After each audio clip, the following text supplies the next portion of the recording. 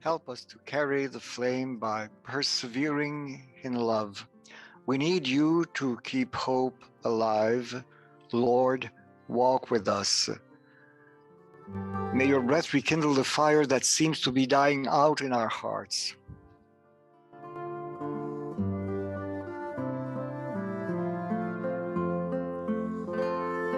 In our darkness, light the fire, the flame that never goes out. May your word burn constantly in our hearts and open us to the truth in times of doubt, energize and sustain us in times of fear and fatigue. You have called us to serve our brothers and sisters in charity. Open our eyes to the needs and yearnings of the little ones, the wounded.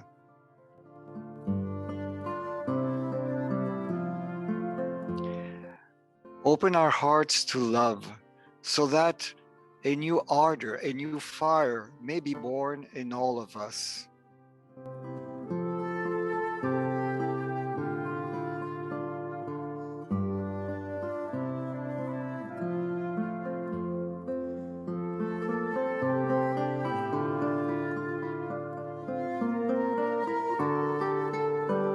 We rely on you, Lord, to live this international gathering in solidarity, in fraternal love, and in social friendship. We entrust the presidency of this international gathering to your Holy Spirit. May she be our guide, our advisor. Holy Spirit, enlighten us.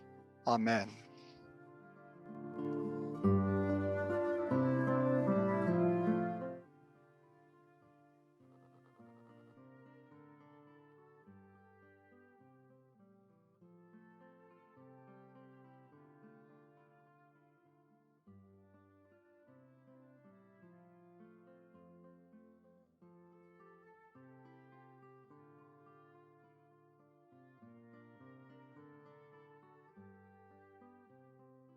Plant this flower and the peace of providence. It shows we are all part of the same providence family.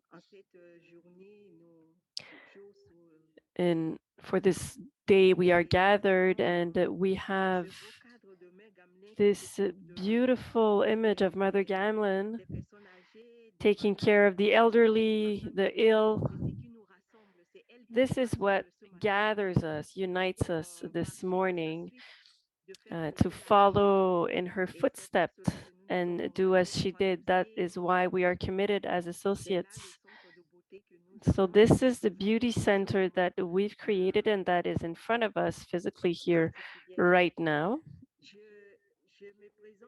I introduce myself. I am Sister Hortense Demian-Pandao. I am a member of the General Leadership, and I'm the contact person with the Providence Associates within the General Leadership team. I am greatly happy to welcome you virtually today for another international meeting of the Providence Associates. We have waited impatiently for this meeting.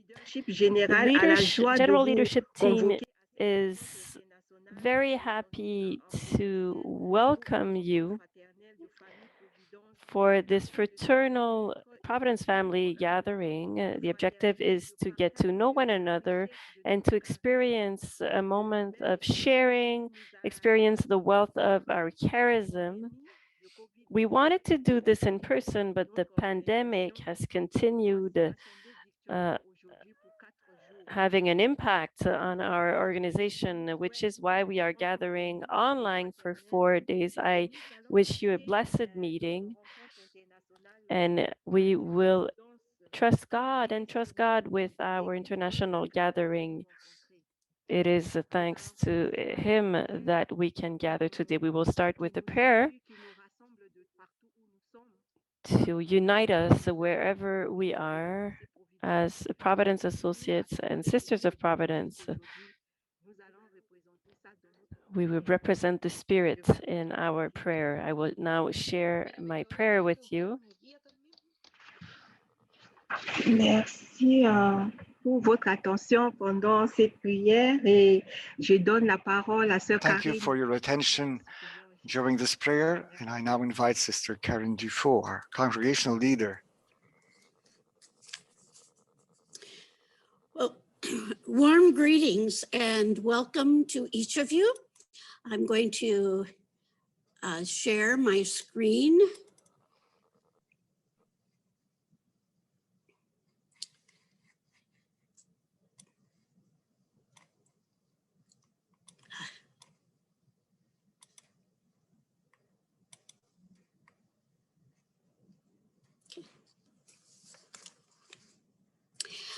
All of the members of our general leadership team join me in rejoicing that you are here virtually. Sister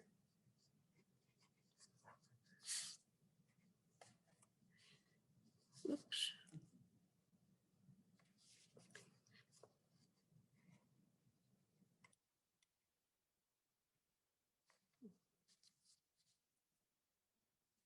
Well, I thought I had the picture of our team, but it is vanished for the moment. So I introduce you to Sister Josie Larios from the Philippines, Sister Nancy Arevalo from Chile, Sister Roland Malo from Quebec, Sister Hortense, who you just met from the Republic of Central Africa, Sister Annette Noel, dual citizen of US and Canada, and myself from the US West.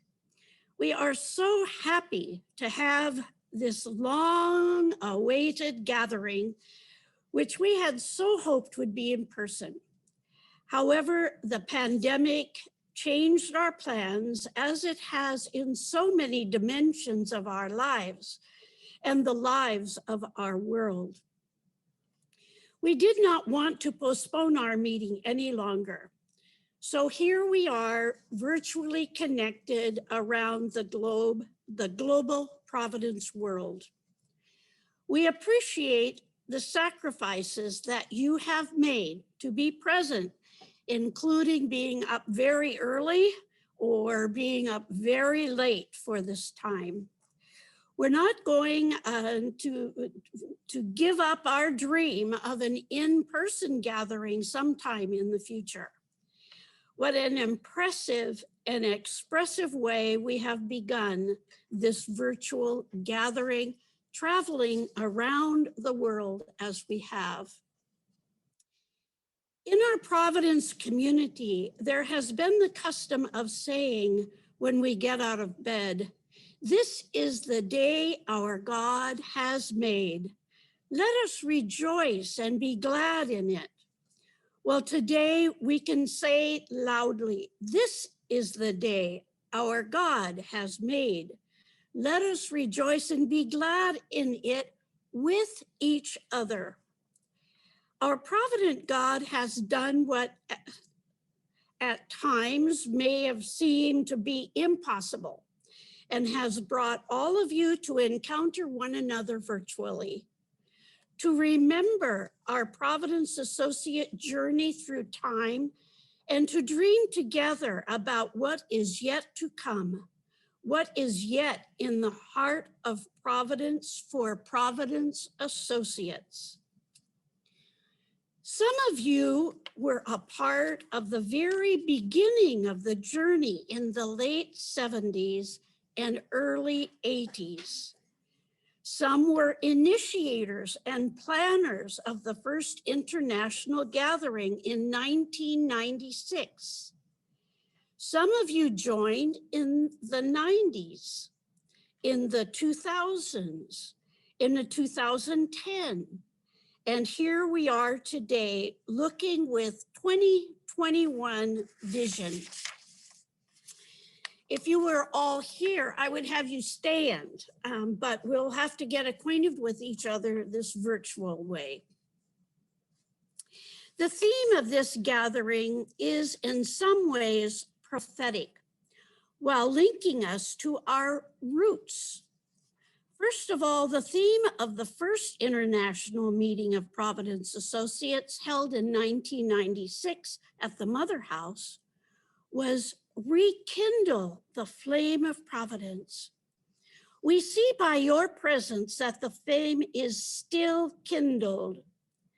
Now think about the theme for this encounter: bearers of the Providence flame in our I world.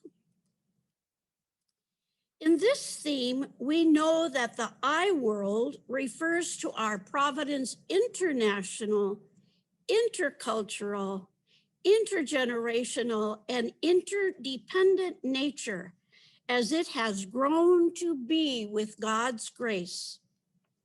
However, you might also think about the world to which you and we are called to be bearers of the Providence flame. It is an I world in the opposite sense, that is often centered on individualism, isolationism, independence, nationalism, discrimination, cultural and age divisions and conflicts. It is that world to which we can show an alternative way of living by being bearers of the Providence flame. This flame is ignited by God's love for all beings, the love that connects all beings, all creation on earth and in the cosmos. God's love calls forth our respect and love with special concern for the most vulnerable. We have such great examples of being bearers of the Providence flame in Blessed Emily Taverny Gamlin, Mother Bernarda Morin, and Mother Joseph of the Sacred Heart. I believe you will leave these days with a much richer understanding of your theme that will support you and your fellow associates and companions in days and years ahead. I've been asked to speak in this time about the Providence 4 Eyes. When I was a little girl, I started wearing glasses when I was 5, before I started school. We didn't have kindergarten at St. Joseph Grade School in Yakima, Washington, so I started the first grade when I just turned 6. Few of us wore glasses. I soon acquired the name Four Eyes. I didn't like that name at all. It was derogatory for me and it made me feel badly. Now, to hear Four Eyes as we understand it in our Providence world calls forth strength and is a compliment. So where do our 4 eyes come from? I would like to share a bit about what they have come to mean for the Sisters of Providence, and perhaps that will stimulate your thinking, remembering, and imagination about the parallels for Providence Associates. In 2018, the Sisters of Providence adopted a revised constitution and rules. And in it, the 3rd article states that, quote, "We are an international religious apostolic congregation of pontifical right comprising various cultures and generations."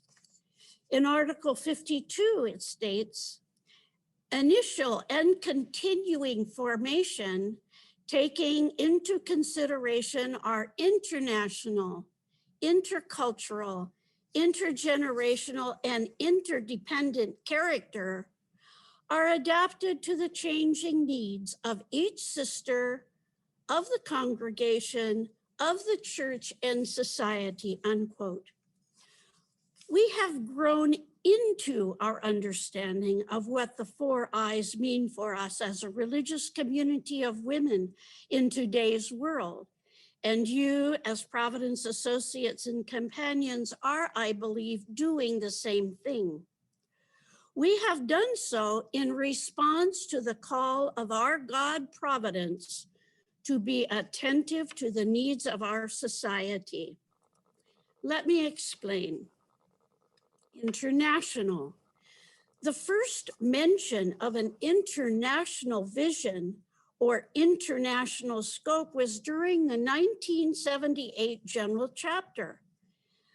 But it was in the General Chapter of 1992 with the resolution number 27, Declaration of Internationality, and number 28, International and Multicultural Congregation, that it was official. The delegates declared that our members and ministries' experiences move us from being a Canadian congregation to being an international congregation whose identity transcends national boundaries, and that the global vision of the world must be an integral part of the mission of our congregation. It was long before then that our community took on an international flavor.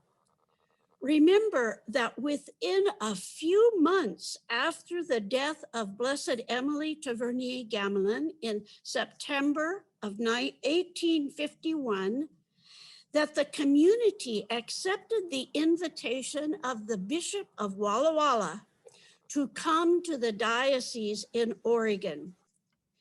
The temporary setbacks of this venture in 1854 resulted in the establishment of the Sisters of Providence in Chile. A few years later, in 1856, a second group came to the American and Canadian West. Vatican II ushered in new impetus to respond to the needs of people of the universal church by missionary efforts in cultures unknown, and to do so with humility and a spirit of service and learning. Beginning in 1962, Sisters of Providence responded in countries as different from one another as Argentina, Syria, Cameroon, Tunisia, Algeria, Nigeria, Egypt, Haiti, the Philippines, and El Salvador. Our community was shaped by these experiences and continues to minister in 6 of these 10 countries. Only God knows what Providence presence may continue to be in the heart of the people touched by our sisters and Providence associates in places where we are no more. In each of the countries where Sisters of Providence have served and are serving, collaboration with our brothers and sisters have been a part of our way of being since the days of Blessed Emily, Mother Joseph, and Mother Bernarda. It is also important to remember that our internationality extends also to our relationship with the family of St. Vincent de Paul, which has a wonderful online resource for our religious community and our associates. Intercultural. In the 1992 resolution, the term multicultural congregation was used. The resolution called the community to conduct a theological and practical reflection process on the international and multicultural dimensions of the charism and mission of the Sisters of Providence. It encouraged provinces, quote, to promote the congregation's international and multicultural reality in their own particular setting by reflecting their international, intercultural nature in their gatherings and communications, and by encouraging individual Sisters of Providence to learn another language, unquote. Here we find the term intercultural. The general leadership team in 1987 to 1992 was an international intercultural team made up of sisters from Canada, US, and Chile. Sister Marta Alviar, who is with us today, was on that team from Chile and was re-elected in 1992.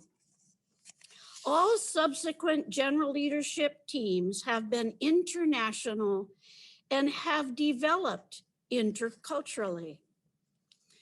We have grown in our understanding of the differences between being multicultural, that is, the coexistence of several cultures in the same country, to being intercultural. The writings and workshops available to our community, especially those of Father Tony Gittins, have expanded our awareness and challenged us. We understand that to be intercultural means that we are willing to move outside our culture in order to create with others a different culture, a new culture. We create a we. It calls for full commitment and hard work and God's grace. Entering interculturally does not mean denying one's culture, but rather using it to help oneself welcome interculturality. It can be illustrated like this. You see the smiling faces, all different colors around the circle, versus intercultural, where we all connect and share with one another who we are and together become something even greater. The Sisters of Providence have been richly blessed by the diversity of cultures, nationalities, and languages that are found in the women called to Providence religious life. and as you see, to Providence Associate Life. Initial formation can often offer the opportunity to enter into an environment for growth and moving from multicultural to intercultural community living. Embracing the challenge of interculturality and an intentional commitment to intercultural living are integral parts of witnessing the gospel message to today's broken and divided, pluralistic global world. Doing so is a faith-based project, as Father Anthony Gittins has reminded us. He quotes, "Intercultural living is an authentic discipleship lived by culturally different people together. It is not a problem, but a challenge, an opportunity. It is not easy, but it is desirable and greatly needed," unquote, Father Gittins explained. As Sisters of Providence, we are aware of the challenges of intercultural communication. We describe the characteristics of intercultural dialogue as communication that is sensitive to culture and cultural context, listening that is sensitive and seeks to understand another's culture, dialogue that is respectful and which assures the equal participation of each person, resolution of or living with conflicts using methods that are culturally acceptable to persons concerned, being curious and asking questions to better understand, and the cultivation of relationships. Intergenerational. As Sisters of Providence, we are well aware that our community is blessed to be intergenerational, as well as international and intercultural. We have sisters who are centenarians, and we have sisters in their 20s and everywhere in between. We continue to be blessed with vocations, and vocation promotion is an important ministry. Since we believe in the relevance of the mission and charism given to us by Blessed Emily Gamlin for our society today and tomorrow. Of course, we experience the same challenges as families do, as we seek to understand the gifts of each generation, acknowledge and explore the generational differences and similarities as members of the same religious community. Our spirituality aids us to see and welcome Christ in each other and to learn from each other as we listen with our hearts to each other's stories of living our religious life and ministries fully.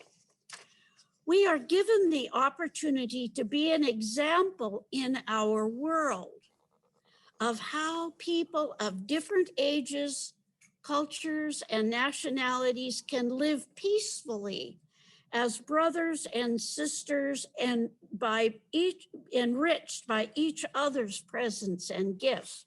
We are all interrelated and interconnected. In addition, we are interdependent, which leads us to the fourth I. We recognize that God created us to be in relationship. The Trinity, Father, Son, and Spirit, and said another way, Creator, Redeemer, Sanctifier, is the perfect example of interrelationship and interdependence. As humans, we are created as social beings.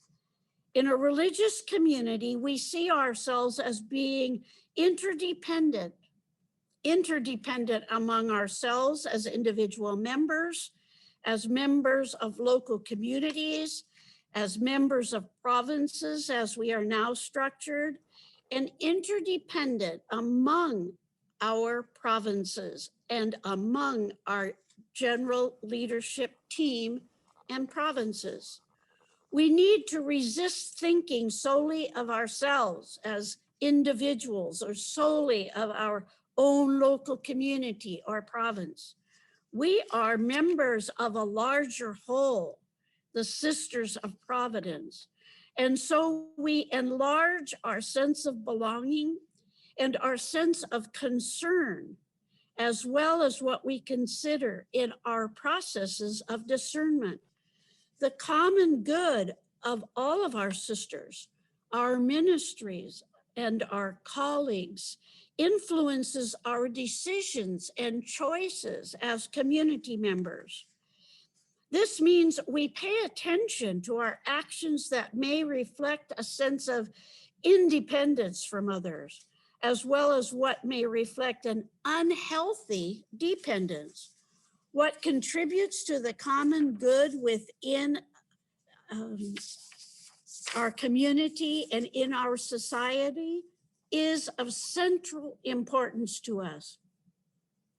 21st century science and theology have come together to reveal the mystery of God's creative love in our interrelationships, oneness, and interdependence, not only with human beings, but with the wonder and awe of all creation and the whole cosmos.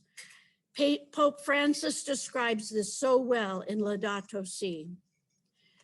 So in summary, as you can see, the 4 eyes are challenging, yet at the same time, a gift from our God providence that can provide us with clearer eyes to see God's dream for unity and oneness among us and all people and our oneness with all creation.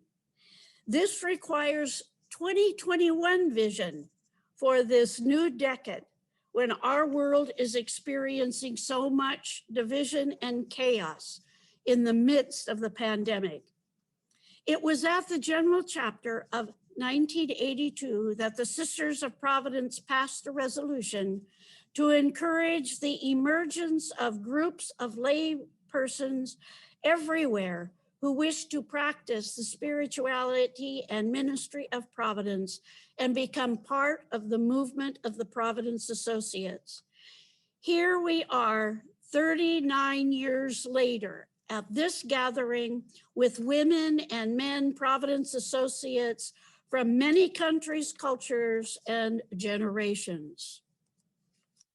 I hope that your virtual presence together as Providence Associates, exploring how God is calling you to be bearers of the Providence flame in our world, will find how the qualities of internationality, interculturality, intergenerationality, and interdependence that you experience these days can strengthen and guide you and all your companions into the future. Thank you for your presence and for your attention. There is a question, but I am not sure. Kathy, it's up to you at this point, whether this question will be one that we will share. So again, thank you very much. God bless you all.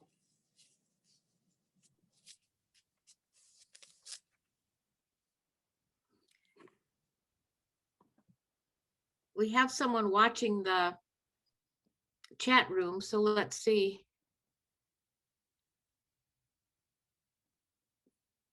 Sister, were you thinking about the question coming from the chat room? I think that you were allowing questions on anything that I said in my presentation that people might have. And if there are no questions, perhaps people would like to chat about what their experience has been of any of the 4 eyes as Providence Associates or Sister Liaison. But the first would be any questions if there is time.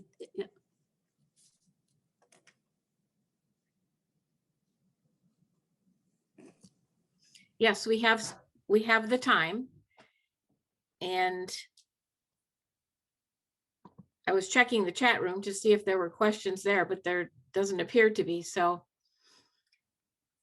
does anyone have a question you'd like or a comment that you'd like to make related to Sister Karen's presentation and her explanation of the 4 eyes? If so, if you could raise your hand, if you know how to do that, or just raise your hand.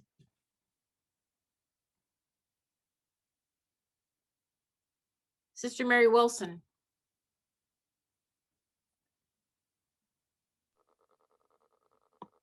I find that eyes has deepened my relationship with people. As I learned about their culture and asked questions about it, I grew closer to the person. I understood them better. And I wanted to celebrate their individualness as it contributes to us as a community. I feel very enriched, and I added more quality to my life as I met each person. And also, it deepened my spirituality as I saw God's creation continuing to develop within me and within us. I am very, very, very grateful for the different cultures of people. Have made my life a fuller experience of my relationship with God and the relationship of the Trinity with each other. Thank you.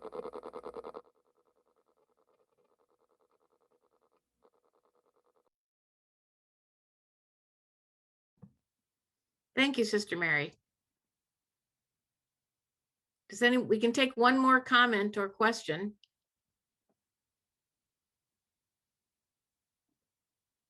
Marie-France.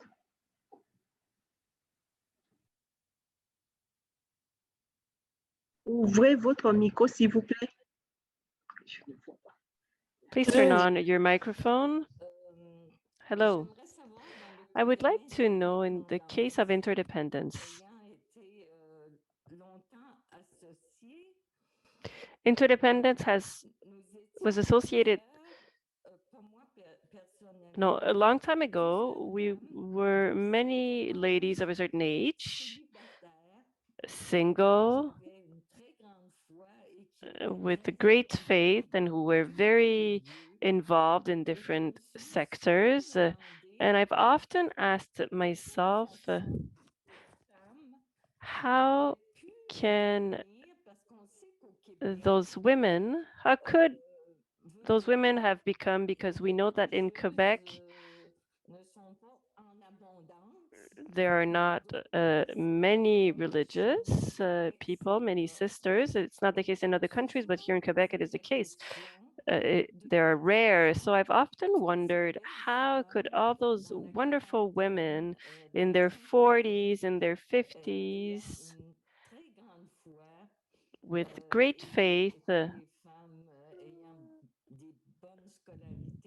women who are educated and everything, how could they have become Sisters of Providence to continue to not remain associates, but to really journey and become Sisters of Providence? I've often wondered, and I spoke about this with a few sisters that I loved deeply, but I've never had an answer. Is this something you have wondered as well? as leaders, as people in charge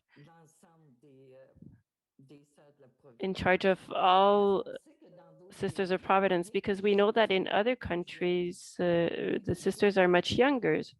But in Quebec, we are going towards the end of the community.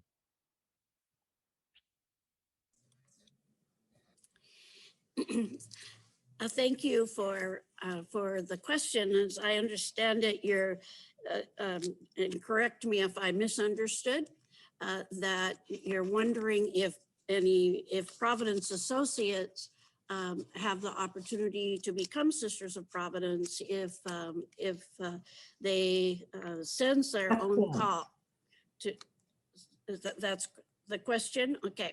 So what I would say is we do have at least one associate who became a Sister of Providence. There is nothing to prevent a Providence associate from being involved in a process of discernment in terms of whether they are called to be Sisters of Providence. But it does take a discernment process for the person individually and for the community. It's a mutual discernment process. I would say that there has been an age that what is anticipated is that there are years ahead for the person discerning to be involved in active ministry, since we are an apostolic community. So there is an age limit considered in terms of that, and the person's physical and mental ability to engage in ministry once becoming a Sister of Providence. So those are factors, that there is nothing to prevent an associate, by virtue of having chosen to be an associate, from considering being a Sister of Providence. That's how I would answer that question at this point. But the interdependence, you mentioned about interdependence. And what I would say is that really interdependence calls forth a humility in understanding that another person has gifts and talents and characteristics that I don't have, that I can benefit from. And I realize I have gifts and talents and abilities to be able to share with another. And that's where the interdependence comes, so that I don't act like I can do everything by myself. I am totally independent and I will go my own way. We go together, hand in hand, and share with one another when we are interdependent, not dependent, but interdependent. So thank you for your question. Très bien. And thank you, Sister Karen, for giving us that very thoughtful and personal explanation of the four eyes from the congregation's viewpoint.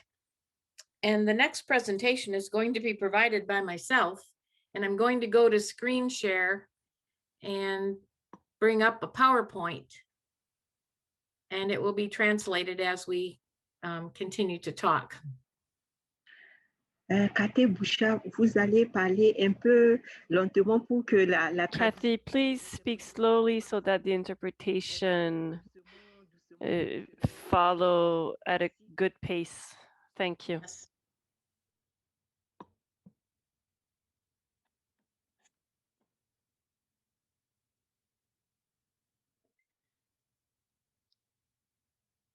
So I asked myself, what does God need from the religious and the associate life at this moment in time, especially after what we just experienced in the year 2020? The Providence Associate movement is deeply rooted in the charism and the life of the Sisters of Providence through a formal commitment that we have made to following the stances of the sisters, their charisms, and their missions. Many associates participate in varying forms of lay ministry, congregationally, with the sisters, or organizations that are sponsored in their community and needs of their community, or independent of a group. Many of the associates that I communicate with, especially in the Mother Joseph province, work very independently on their own Bonjour. personal Est-ce que c'est en silence ou and private charisms.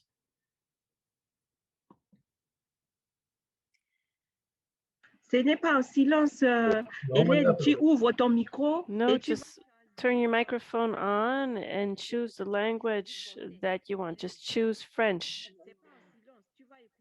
You should be hearing French.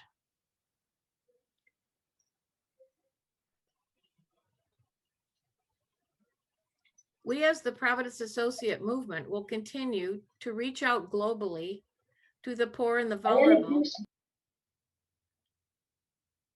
responding to the emerging needs as a central element in service and work through wise stewardship and willingness to take risks.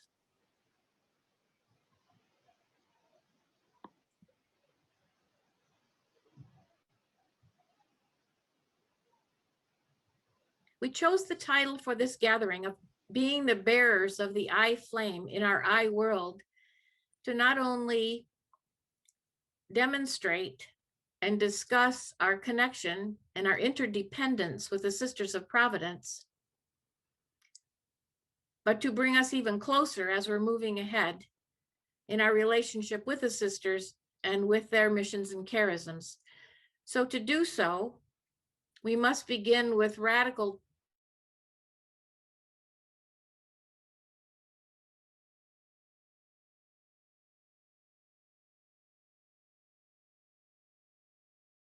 in the charisms. It is possible to create something entirely new in this associate movement, something few have ever done, using the 4 eyes. And the planning of this gathering has given us the opportunity as associate leaders to talk about the associate life and the associate movement in the future. And by the end of this gathering, I hope we have a collective vision with the Sisters of Providence of the associate movement and how we can continue working with them and with ourselves to continue the service. International means to the associates that we can see the world as it is and act on that vision. We see what happens to another, whether it be a joy or a sorrow, and we know that that happens to us, as Meister Eckhart has explained many times in his teaching. We expect ourselves to reach beyond the borders of our own country as global citizens exemplified through the witness of Providence. You'll hear from a number of associates during this gathering about their experiences in working globally as associates and sometimes side by side with sisters in the mission fields.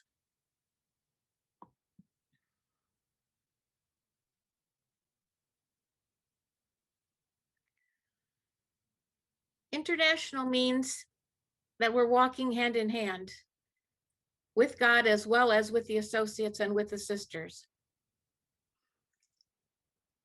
You'll hear in my next presentation about my adventures and my experiences as an associate working internationally. And I must admit now and in that presentation that I have never walked alone. I might have been physically alone traveling, but always God was with me. The saints and angels were watching over me, and I felt very guided and very safe.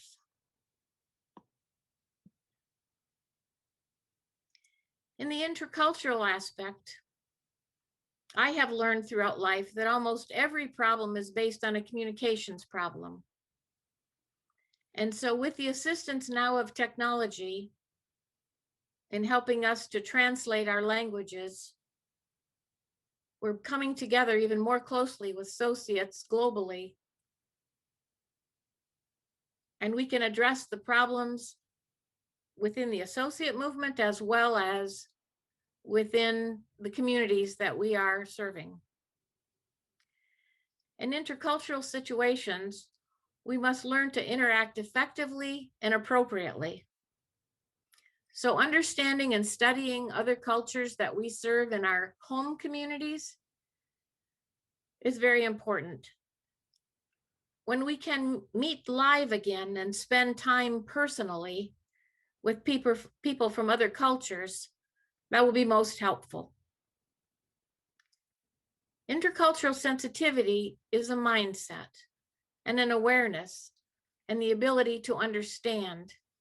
And we must understand the communities that we are serving as well as the people who live in our communities and the people that are becoming Providence associates from other cultures, which we welcome with open arms.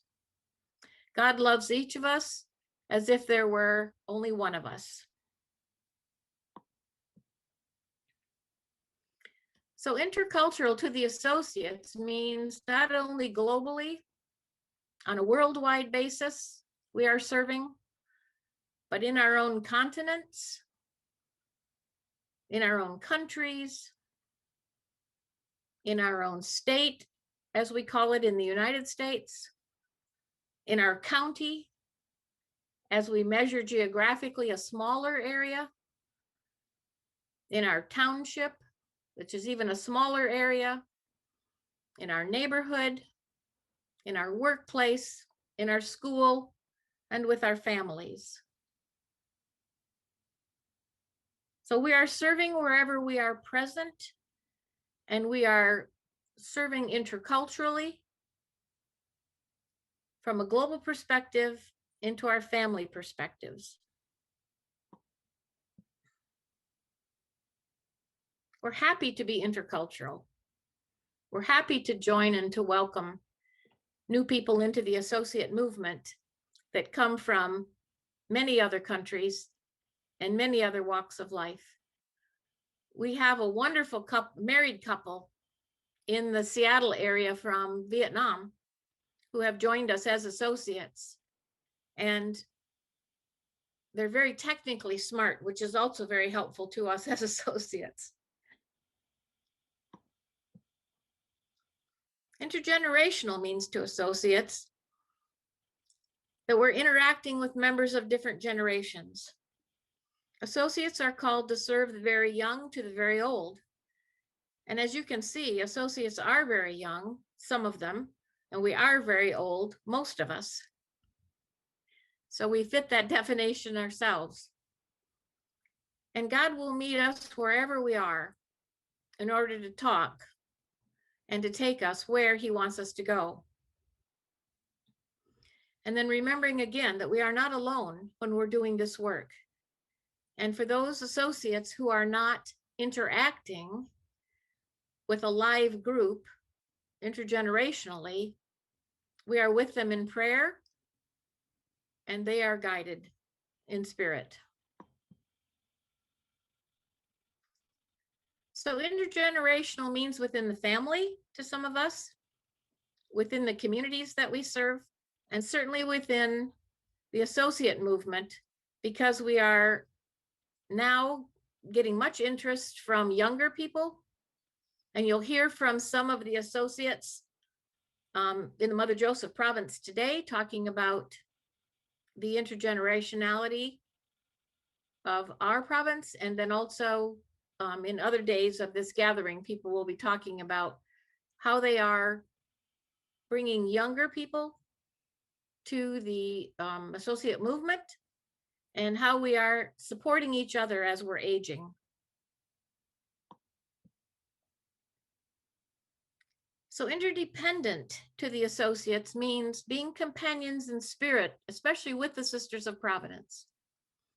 A familiar example is the associates as a laity connected to the religious community of the sisters.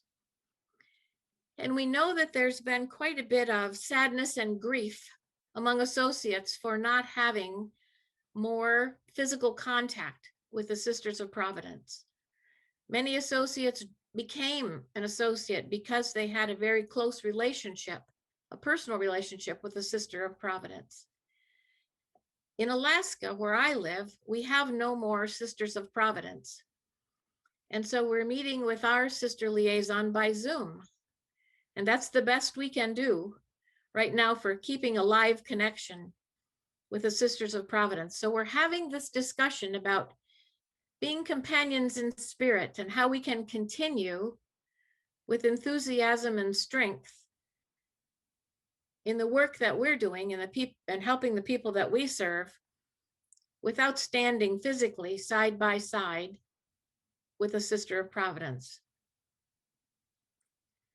We're deeply rooted in the charism and the spirituality of the sisters.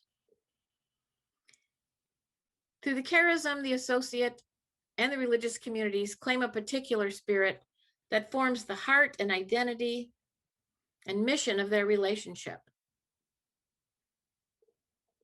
And in the spirit and the charisms that we have learned from Emily Gamlin and the other foundresses. Interdependent, I think, is clear to us from the presentation that Sister Karen Dufault shared with us this morning. And my last thoughts related to the Providence Associates and the 4 Eyes is with this prayer. Father God, my strength is gone.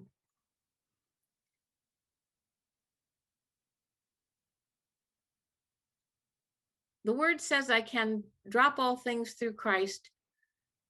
I can do all things through Christ, through who strengthens me. Give me your strength. But in the power to move mountains that flow from the faith of Jesus, help me to depend on you to do what I think I cannot do. Let your strength alone sustain me. So between our relationship and our interdependence with the Sisters of Providence and our relationship and our interdependence with God and the spirit and energy that we receive from that, I find the Providence Associates being very interdependent. Are there any questions? I have a lot of pictures on top of people on top of my presentation, so I couldn't see all of it to read it.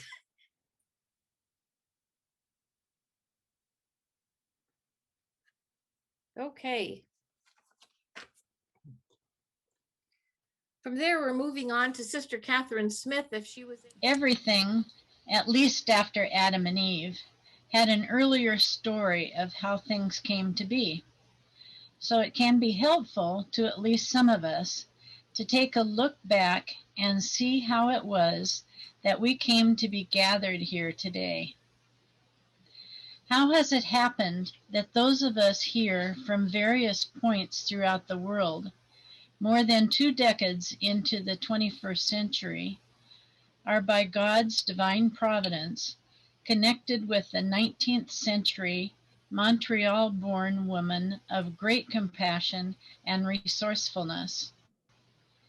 How are we connected with another young woman from Montreal who answered the call to come west, yet due to God's master plan, lived the rest of her days with her sisters in Chile, ministering to orphans and providing education to students? And how are we connected with yet another French-Canadian woman of the same era, a woman of multiple talents and skills, who left her homeland for the wilds of the Pacific Northwest, and with her own hammer and nails built numerous schools, orphanages, homes for the aged, and hospitals, including the strong healthcare ministry we know today as Providence St. Joseph Health. And how is it that who they were and what they did continue to affect us even in this age? The history of the Sisters of Providence begins in the 1800s in Montreal in eastern Canada.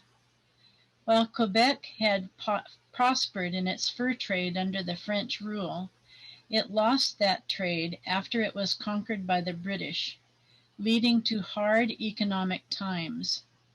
In the same period, crop failures and unemployment in the British lands of Scotland and Ireland led to famine. The British government sent immigrants to Canada to reduce their own impoverished populations, and many came to Montreal, a major seaport. Immigrants often traveled crowded in ships with poor hygienic conditions and without enough food and water to last the trip. Cholera, typhus, and other contagious diseases were rampant. Those who lived through their diseases added to the poor of the city, without adequate food, housing, heat, or social services.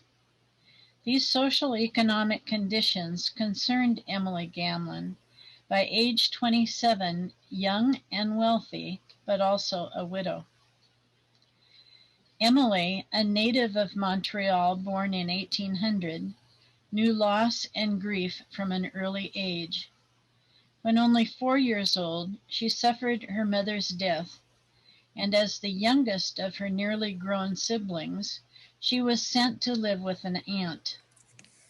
By the time Emily married at age 23, her father, 3 of her 5 siblings, and 3 other close relatives, including the aunt who was her adopted mother, had all died as well. Infant mortality was high in the 1800s, and medical care would be considered primitive by our current standards.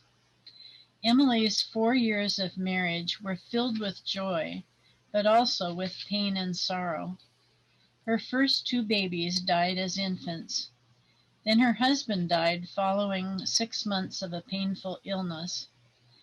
Finally, her 3rd son died as a toddler of 21 months.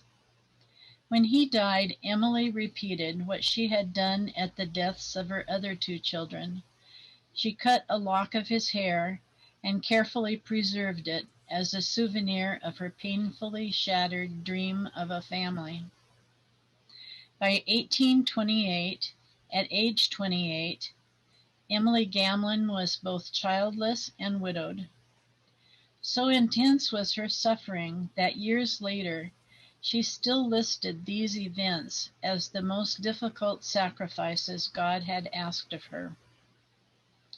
In Emily's profound grief, her spiritual director gave her a picture of Mary at the foot of the cross, holding the body of her crucified son. I shed tears every day, she said, my heart pierced by a painful sword. My only source of consolation was to meditate on the sorrows of Mary and contemplate her picture. Mary, Mother of Sorrows, as a model of suffering and compassion, comforted, inspired, and guided Emily for the rest of her life. It is the origin of the devotion to our Mother of Sorrows, handed down to all Sisters of Providence and Providence Associates, as a model for us when we encounter people who experience deep suffering and loss, and when all we can do is to be with them in their agony. After losing her own family, Emily consciously chose the poor of Montreal as her new adopted family, spending her life caring for their many needs. Even as a young child, Emily had a deep concern for the poor, helping her mother provide food to beggars who came to their door. As a teenager, when she kept house for her widower brother, she kept a table ready where she seated the poor who came knocking, giving them their meals with dignity. She called it the Table of the King, and it is replicated in our Providence institutions each year. After she was widowed, Emily worked on the bishop's committee to visit the poor in their homes, thus becoming aware of elderly women in need of food and housing. Today we might call them bag ladies or street people. Emily took several of them into her own home. Later, as the numbers of elderly homeless grew, Emily secured a second house next door, and later begged an even larger house nearby. By 1840, she was personally caring for 32 elderly homeless women. Through her growing social ministries, Emily gradually became known throughout Montreal as the Mother of the Poor. Her ministries included hands-on care of cholera and typhus victims, bringing the orphans of those victims into her shelters, establishing soup kitchens, convincing guards to allow her to take food, clothing, and family news to political prisoners in jail, and operating a service counter for distribution of alms to the poor. Her efforts drew other concerned women to work with her. Bishop Bourget of Montreal was deeply concerned with the plight of the poor and wanted to give permanency to Emily's works.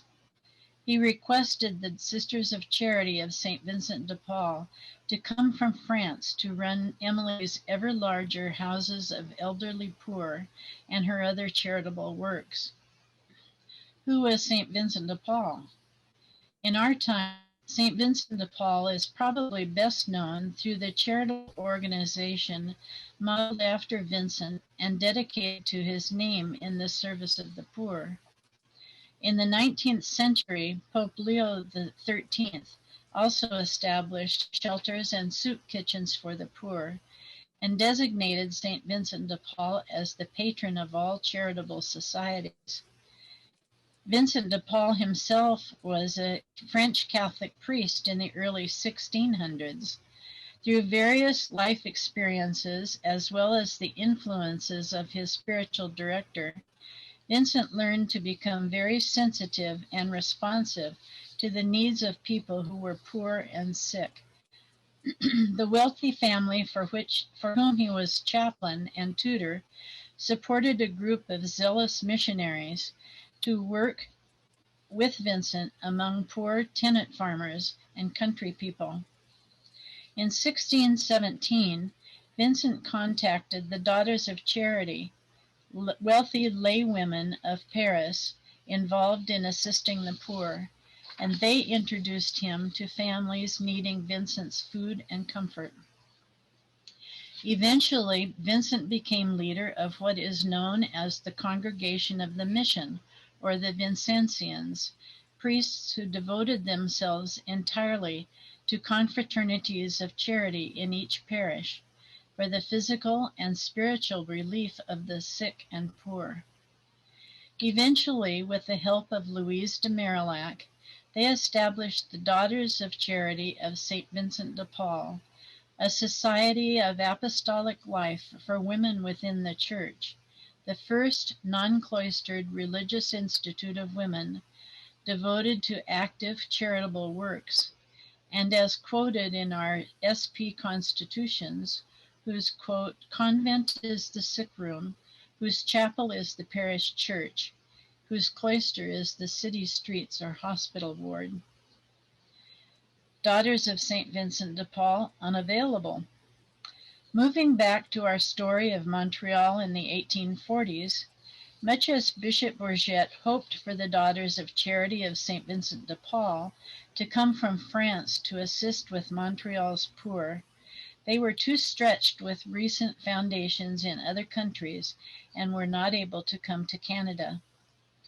Bishop Bourget decided then to establish his own Sisters of Charity in his diocese, modeled after those of St. Vincent de Paul. He asked Emily Gamlin to travel to the Daughters of Charity of St. Vincent de Paul in Emmitsburg, Maryland, to obtain a copy of their rules.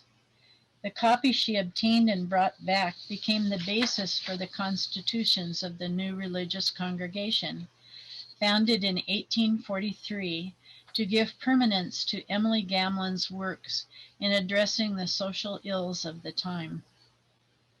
The new congregation was called the Sisters of Charity of Providence in canonical and civic documents. However, because the citizens of Montreal considered Emily to be the providence of the poor, the public spontaneously called the new entity the Sisters of Providence, and the title was formally changed after Vatican II. Ministries to the poor, sick, orphaned, mentally ill and disabled, and the institutions to serve them flourished. Large numbers of women joined the fledgling congregation, and laypersons continued to work with them. Emily Gamlin died of cholera on September 23, 1851, after days of caring for victims in the cholera sheds of Montreal. She was 51 years old and had spent 17 years as a lay minister to the poor and suffering, but only 8 years as a vowed religious. In 2000, Emily Gamlin was beatified by the Church in recognition of her heroic virtue in caring for God's poor. From this thumbnail history, the common themes of solidarity with the poor and lay collaboration in meeting their needs run through the Sisters of Providence history from the earliest beginnings. However, the Sisters of Providence do not own the charism of providence or service to the poor and needy. God calls each person as God wills, and God often has plans of which we know little ahead of time. Westward Ho! Just 1 year following the death of Mother Emily Gamlin, the first Sisters of Providence arrived in the American West from Montreal in 1852 at the request of Bishop A.M.A. Blanchette, ministering in Vancouver in the territory of Washington. However, their stay in the Northwest was short, as human error and divine providence diverted them to Oregon and then to Chile, where their ministries continue to flourish to this day. No doubt the Sisters and Providence associates from Chile will share the stories of their sisters' adventures with you sometime this week when there is an opportunity. 4 years later, in December 1856, Mother Joseph Pariseau and 4 other Sisters of Providence arrived in Fort Vancouver, Washington Territory, following their sisters whom God called to Chile, and with Bishop A.M.A. Blanchette this time accompanying them from Montreal. As soon as the sisters had a small home, they opened it to orphans and the elderly. 4 months after their winter arrival, the sisters opened Providence Academy, the first permanent school in the Pacific Northwest, as a day school, boarding school, and orphanage. 18 months after their arrival, in June 1858, the sisters opened St. Joseph Hospital, Vancouver, the first permanent hospital in the Northwest. The sisters incorporated as the Sisters of Charity of the House of Providence in the territory of Washington. This is one of the oldest existing corporations in the Northwest and is the parent corporation of the sisters' extensive ministries caring for the needy and most vulnerable.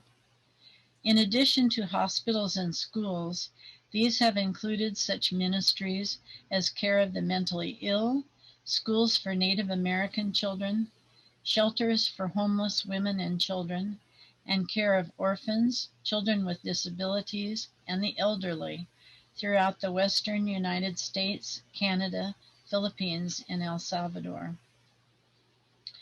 Providence Associates. Lay women and men have played key associate roles alongside the Sisters of Providence in their ministries to vulnerable people whenever they were needed and wherever they have been located. In the early to mid 1960s, a laywoman, Netta Wilson, was introduced to the sisters by the Archbishop of Seattle and lived with the sisters at Providence Heights, praying and ministering with them. Since the late 1960s and 70s in the American West, we have formally recognized that God calls lay persons as well as sisters to various ministries. We developed a program of lay community membership focusing on our common charism of service to the poor, resonance with becoming the human face of Providence, deepening spiritual growth, and creation of a supportive community with and among the Sisters of Providence and Providence associates alike. In 1969, resolutions were presented to the provincial chapters in each former Western American province, Sacred Heart and St. Ignatius provinces, opening the way for a formal relationship between laypersons and sisters in ministry and community life. 5 women were accepted as associates in former St. Ignatius province in 1973. Also in the early 1970s, 2 or 3 young women exploring entrance to a religious congregation became affiliated with a group of sisters, including Sister Karen Dufo, living together in Portland, Oregon. In December 1976, in the former Sacred Heart province, Roberta Sample, the first associate member intending to remain a layperson, and the first Protestant member, was welcomed and received by Sister Louise Gleason, Provincial Superior, in a small, simple ceremony at Providence Child Center in Portland. The sisters living at Providence Child Center at the time were present, as was Sister Catherine Smith, Roberta's sponsor, and Sister Germaine Chabot, ministering at Providence Portland Medical Center, where Roberta was the assistant administrator for patient care services. Roberta was followed in May 1979 by Benita Martocchio, PhD, a professor on the faculty of Case Western University in Ohio, where Sister Karen Dufo was a doctoral student. Benny's reception took place at our Providence Mother House in Montreal and was witnessed by sisters both from the East, Montreal, and from the West, Seattle. Roberta, Benny, and other early associate pioneers responded to their call from God and made their commitments even before there was a universal title to describe their relationship with the religious congregation. Benny Martocchio's program, located in the archives, refers to her as an, quote, associate SP. Both Roberta and Benny received a silver cross as a symbol of their commitments. The cross designs were different from each other based on what was available for purchase at the time. As interest in commitment as Providence associates grew in the following years, a group of sisters in Portland, especially including Sister Karen Dufo, Sister Margarita Acosta, and Sister Catherine Smith, along with potential associates, met multiple times around a conference table, attempting to articulate and put into policies where they believed God was leading our religious congregation, and how to describe the relationship with vowed members.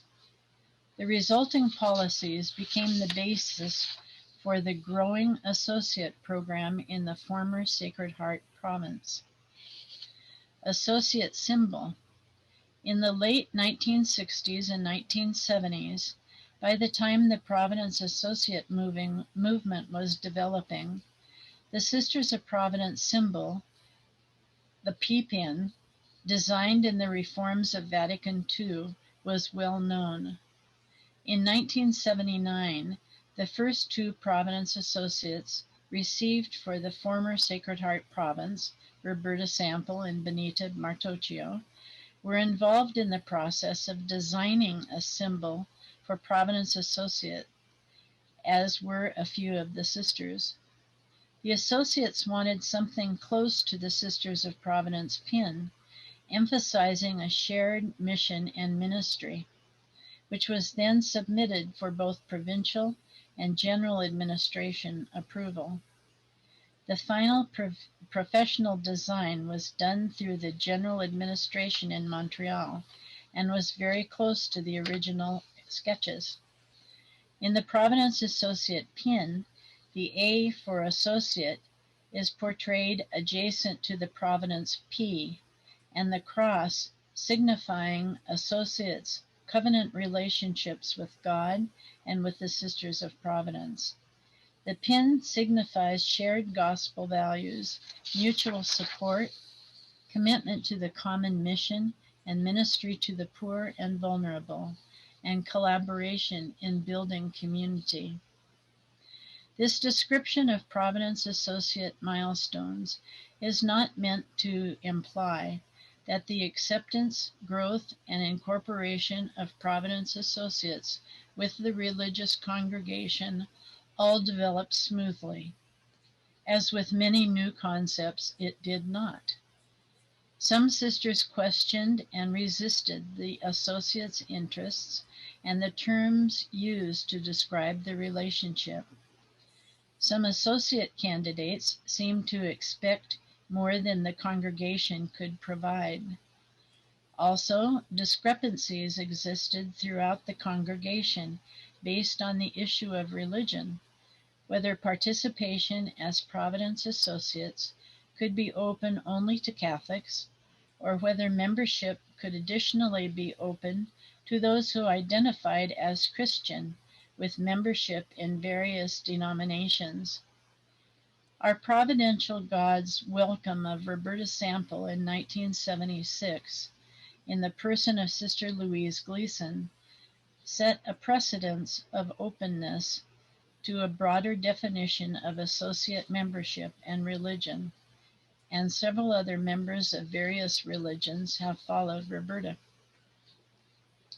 At approximately the same period that the Sisters of Providence were grappling with concepts related to Providence Associates, other religious congregations experienced similar interest and questions regarding lay association.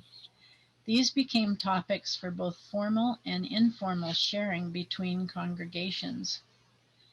In brief summary, then, since the 1970s, the Sisters of Providence have recognized God's call to laywomen and men to share with vowed members in a common charism of service to the poor, a desire to serve others using oneself for God's work, a deepening of spiritual growth, and support of each other. Through a practice of orientation and formal receptions and annual renewal of commitments, we grow in our common beliefs. Who are Providence Associates? Providence Associates are women and men called by our provident God. The associate relationship welcomes persons who hold gospel values as the compelling force in their lives, and who sense in themselves the same call to mission and spirituality as the Sisters of Providence, and who wish to share it with them.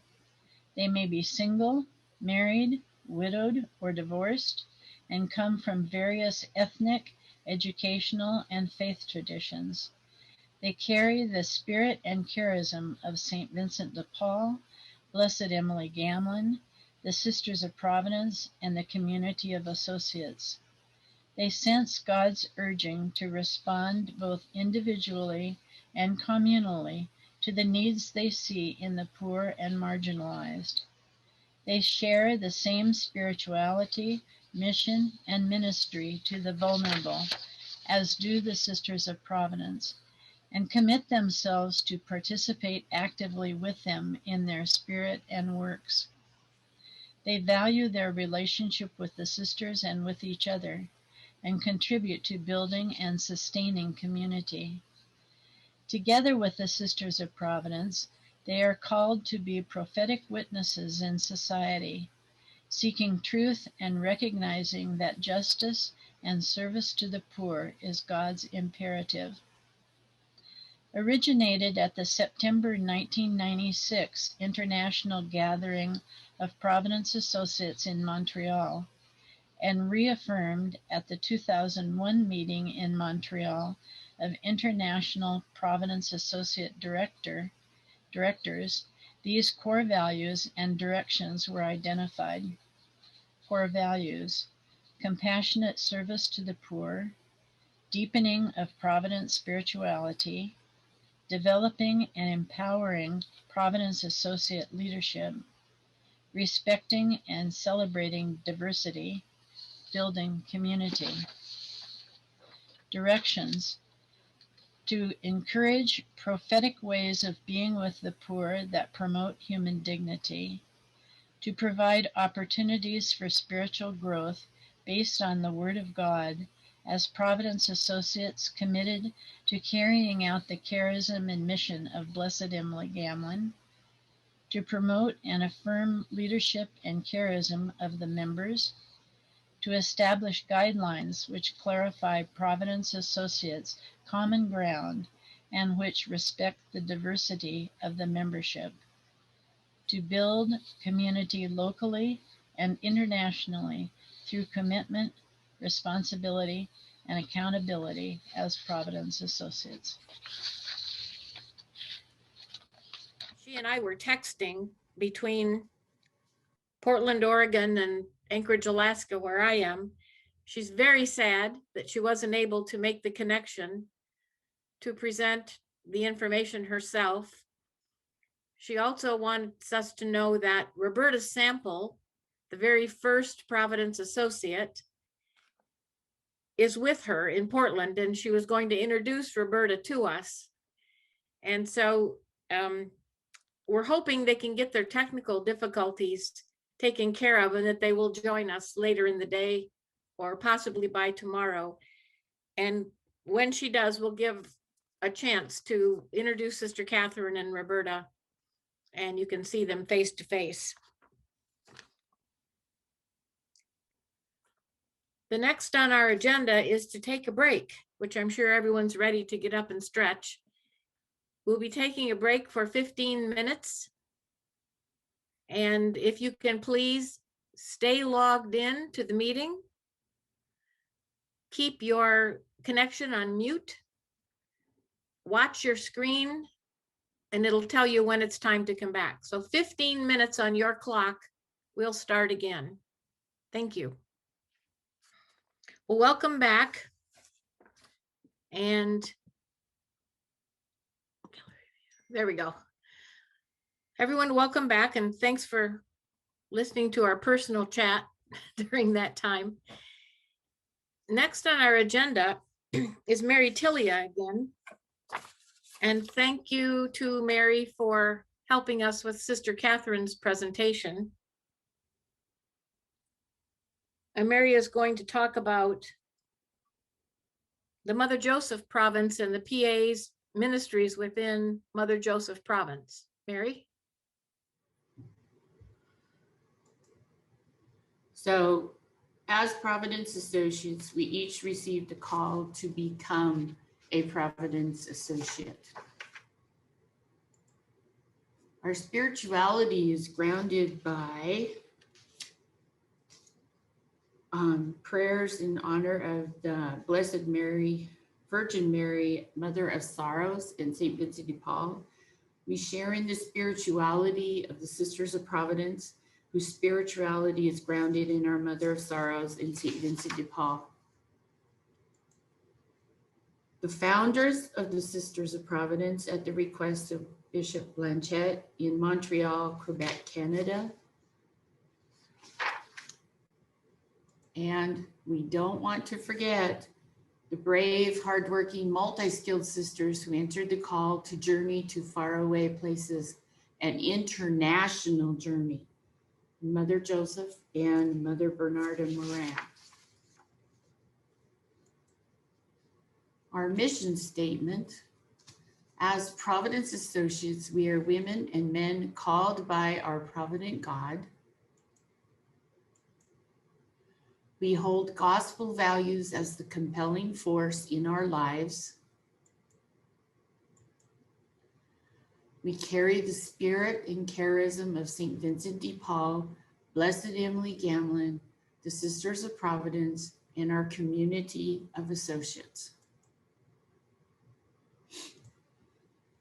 We sense God's urging us to respond both individually and in community to the needs we see in the poor and marginalized, to become the human face of Providence. We share in the same spirituality, mission, and ministry to the vulnerable as the Sisters of Providence, and commit ourselves to participate actively with them in spirit and works. We value our relationship with the sisters and with each other, and contribute to building and sustaining community. Together with the Sisters of Providence, we are called to be prophetic witnesses in our society, seeking truth and recognizing that justice and service to the poor is God's imperative. So where exactly are all these Providence Associates? Well, they're international. There are 4 provinces for the Sisters of Providence, and associates have sprung up to share in the spirituality of the sisters and participate in ministries to the poor and marginalized. Holy Angels Province in Alberta, Canada, in Edmonton and Calgary. Emily Gamlin Province in Quebec, Montreal, and in Haiti. Emily Gamlin Province also includes 2 areas in Egypt, 2 areas in Africa, Cameroon and Egypt. Mother Bernarda Province in South America, Chile and Argentina. And then Mother Joseph Province in the United States. And these are the states that are included so far. And Mother Joseph Province also includes the Philippines with Bataan, Punta, and Dagupan. Mother Joseph Province also has El Salvador.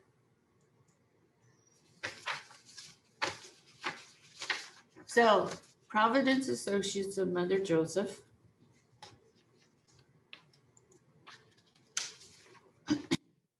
We have 14 regions in Mother Joseph Province, and we have our own 501c3 nonprofit status. And there are varying numbers of associates in each region. And this is our business model that we had to set up with the 501c3. So these are some of the Providence Associates in Alaska, in Anchorage.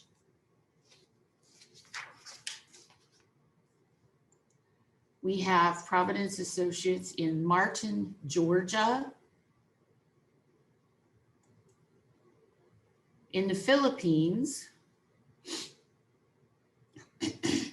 And Sister Lucia gave us these distances and a good map so that we could get an idea of where the Sisters of Providence and the PAs are. And here are the associates, some of them and the SPs in the Philippines.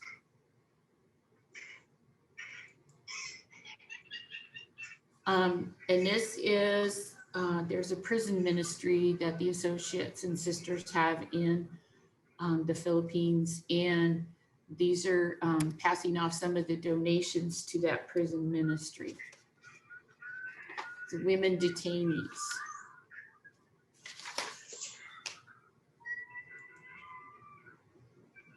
Providence Associates and Sister Liaison in Washington, in East Lake region,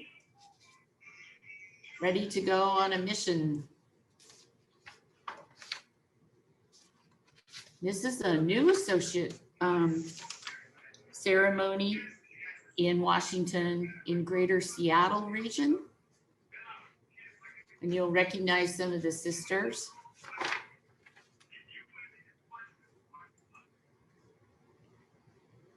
New Associate Seminary ceremony. Then in Yakima, Washington. And you can see the associates and then some of the activities.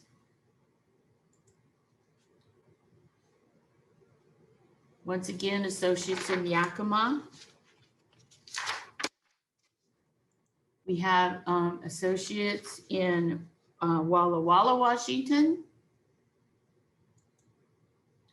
And then in Spokane, Washington, these are some of the associates.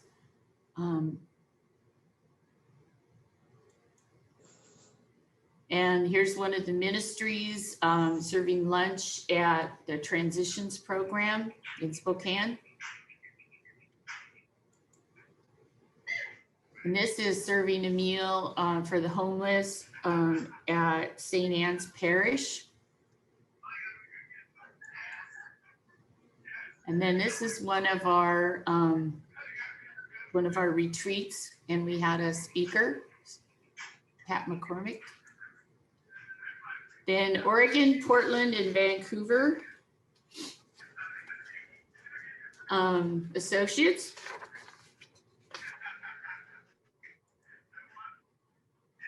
The Oregon, Portland, Vancouver associates serving the homeless. They have a pancake breakfast, and their sister Catherine, which hopefully you guys will get to meet tomorrow. Then in California, from the San Fernando Valley region,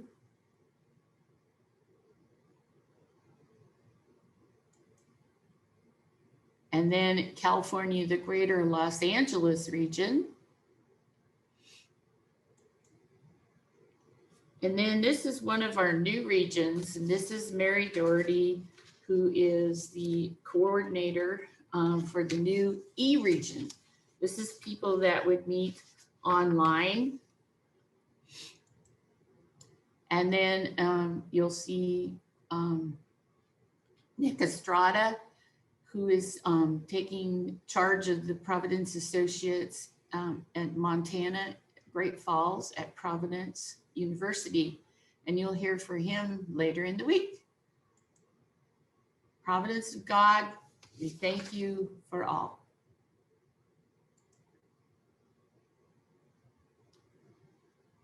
Okay.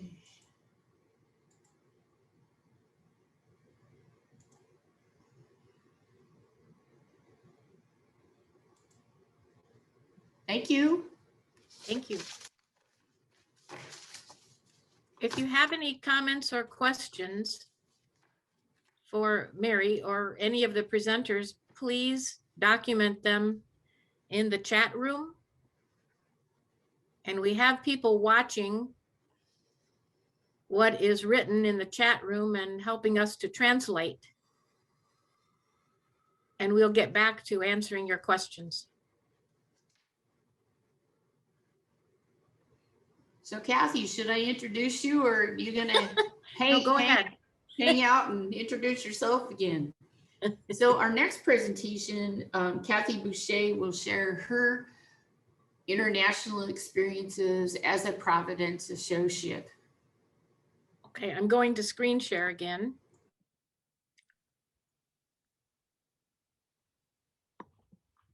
There we go.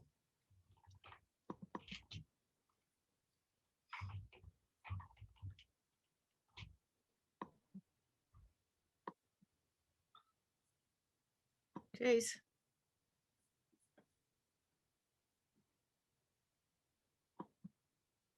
Okay.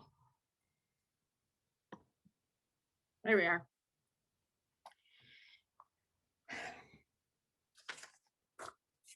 Well, in thinking about what I could say about the work that I have done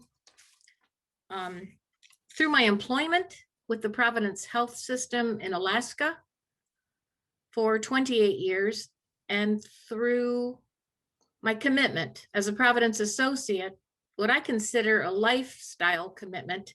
So I carry the role of being a Providence associate in everything I do, whether it is employment or my personal life. The work that I was doing started through my employment at Providence when I was the director of rural health. And with the position of director of rural health, I was asked to visit clinics all throughout Alaska and Alaskan healthcare services to see what Providence could do to strengthen their service delivery and to help them. The Sisters of Providence have always responded to changing times, reaching out to show those who are poor and vulnerable, reaching out to new forms of service was done through complete trust in God's providence. And the sisters moved forward, making decisions that were never foolish, but that did involve risks. And you've heard through the history of the sisters and the history of the formation of the Providence Associates over the years that risks have been taken through travel and through business endeavors. And God's presence has always been there. The position that I was asked to take responsibility for by the Providence Health System, also in alignment, as I said, with my commitment as an associate, is covered in the following story of service work and spiritual development over the past 25 to 30 years. The opportunities to serve the poor and the vulnerable of rural Alaska, Eastern Europe, and throughout Russia were with risk for my personal safety and for the liability of the Providence Health System as a business. It was a larger risk to leave the people without their needs being met than it was to take a personal risk on my part. Thus, we remembered that in all things, God's work for the good of those who love him, who have been called according to his purpose. The map that you see on your screen shows you how very large Alaska is in reference to the United States. And in Alaska, you can travel almost 1,000 miles away and still be in the same state. And so for many years, I traveled on small planes to large villages and small villages, meeting Inupiat, Inuit, Athabaskan, and many other indigenous peoples, as well as people living in very remote communities. The program that I co-developed during this time was translated into each country also. People around the world paid attention to the work that was being done in Alaska in rural health. And they assumed that Alaska was the United States version of a third world country. So the assumption was, if the model that was developed in Alaska worked in Alaska, it would probably work anywhere in the world. So my title changed to Director of International Medicine, and I began traveling to meet people around the world. The program included clinical telemedicine, meaning training doctors and nurses over the internet and seeing patients over the internet. An electronic library connection for doctors and nurses in foreign countries to be able to do their studying and research into the US National Library of Medicine and the British Library of Medicine. And then with a doctor from Kosovo, I founded an international foundation which is called the International Virtual E-Hospital Foundation. It's a not-for-profit licensed in the United States, and it does not own any of the programs we work in. We work as teachers and service providers. All the programs that we've developed are sustainable and cost-effective so that the responsibility for maintaining the service work that we initiated can be taken over by the ministries of health and continued. So I was asked to go to Kosovo right after the war that took place in 2002 when the Serbs invaded Kosovo. And the Kosovar people call it Kosova instead of Kosovo. So I went and took a look at the country and talked with the government leaders and was able to visit Mother Teresa's clinics, which was a profound experience in walking in the footsteps of Mother Teresa through her home country and looking at how we could serve her people. And these are the communities that I ended up visiting and working in, and where we made internet connections to each one of those communities to begin helping them to improve their education and healthcare.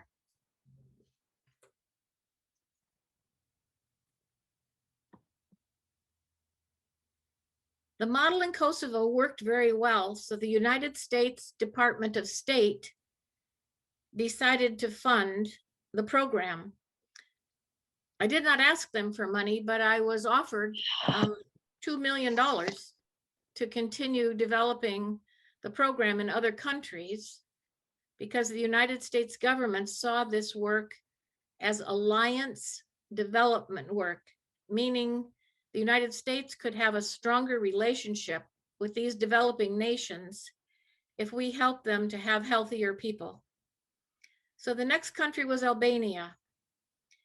The work began in Tirana, which was and is the capital of Albania, and then to the cities that you see listed on the map. The other countries were Montenegro and Macedonia, where we continued to provide the services. The USAID, as I mentioned, provided funding. The World Health Organization provided funding. We worked in partnership with the US military and with NATO, and again with the US Department of State. Before the war, when I arrived in Pristina, Kosovo, this is what their hospital looked like. It had been bombed in the war by the Serbs. They had nowhere to see patients or to work safely. They were working in the basement of homes.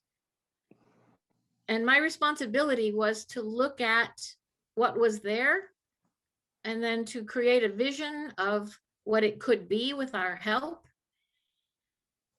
And that work can't be done alone as a human. There has to be spiritual guidance and spiritual intervention in order to be able to look at the current conditions and develop a future.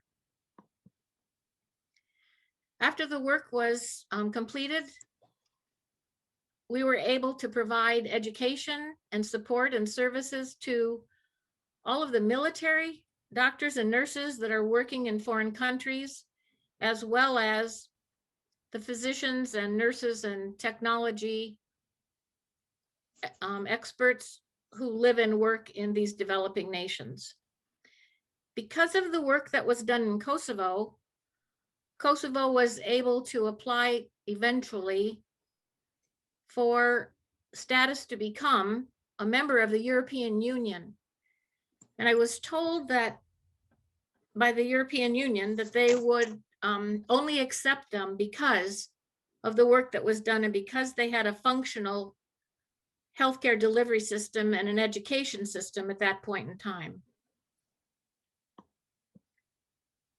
These are a few of my students from the University Medical School in Pristina, Kosovo, all young people wanting to learn more to be good doctors and good nurses and good technology experts to serve their people better, knowing that if they had healthy people, they could again attract healthy economic development from foreign investments. When I got there, there was no reading materials because all of the libraries had been bombed and burned. And so we were able, with the donated funds, to purchase new medical textbooks as well as the internet connections for the students who were studying to become more capable. And for the doctors working in the rural communities that were working in Mother Teresa's clinics.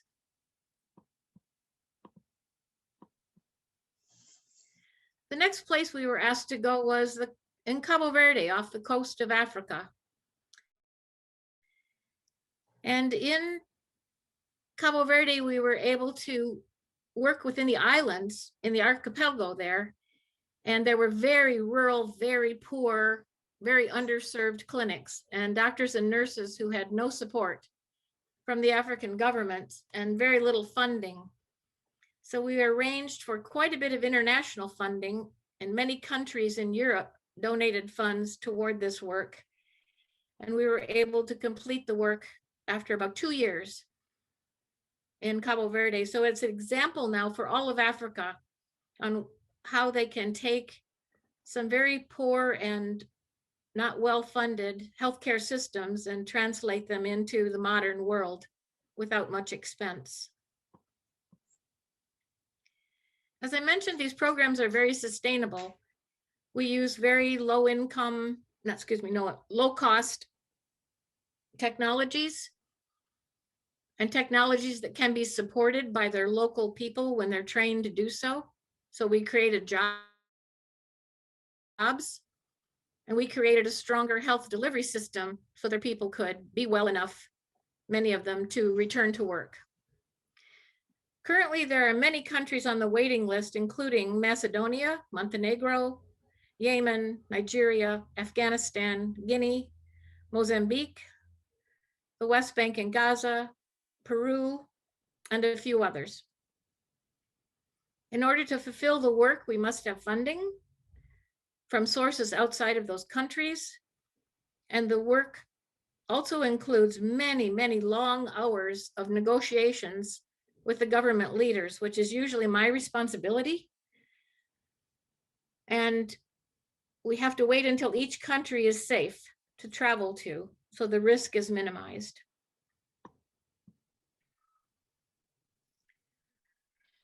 On another note, in 2012, I was asked to coordinate an international gathering for the 13 Indigenous grandmothers, and some of the Sisters of Providence will remember this. The 13 Indigenous grandmothers are Indigenous women from throughout the world who are leaders in their countries, spiritual leaders, and healthcare leaders using their Indigenous healthcare practices. All of these women are master herbalists and very, very highly trained and very powerful energy-wise hands-on healers. So they decided to come together and to develop this union and travel the world and pray for each country. It was our turn in the United States to host them, and they chose to come to Alaska because one of the grandmothers is an Eskimo healer here in Alaska, and I was her guardian, and so I was asked to coordinate this international gathering. The story is very spiritually driven because I was working full-time at Providence and had no time to help with the gathering, so I prayed about it. And a couple days later, Providence ended my job and gave me some paid time off. And then I had all the time I needed to develop this gathering. When the gathering was over, Providence called and asked me to come back to work. So you can see where God's hand is involved in this work, because it opened a window for me to move over and do something else. and then closed the window and I went back to work. Some of the Sisters of Providence came to that gathering and were able to meet the grandmothers and spend the week with us.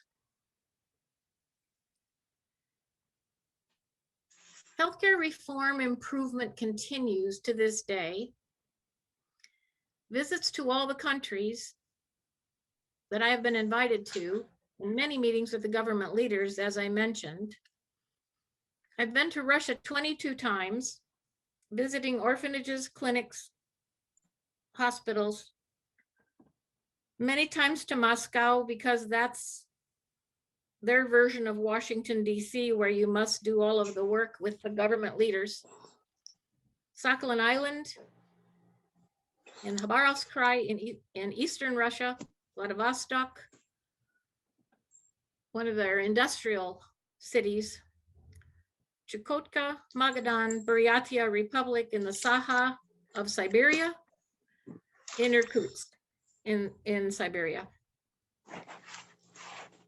Then I was asked to go to Sofia, Bulgaria, and to look at the orphanages and the hospitals and to talk with their government about how they could begin to improve their healthcare delivery system and improve the wellness of their people.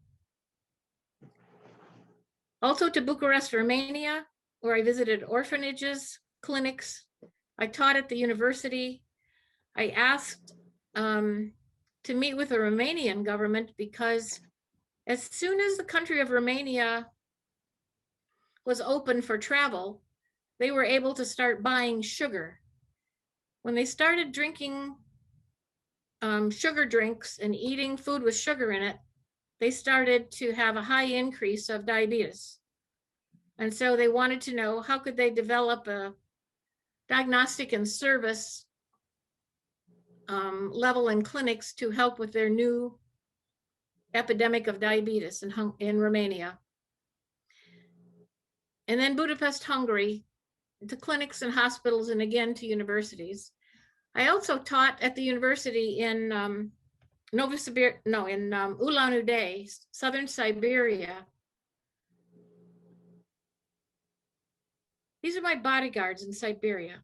I wasn't allowed as a woman traveling alone, especially from the United States, to travel through Russia without bodyguards. And that's the risk I was talking about in another part of the presentation. In Sofia, Bulgaria, I went to the Cathedral of St. Catherine and spent quite a bit of time just sitting in prayers of gratitude for being asked to do this work, for prayers of gratitude for being given the energy and the spiritual direction, for knowing what to say when I was in circumstances where I didn't have any idea what to say next to foreign leaders of countries I had never visited.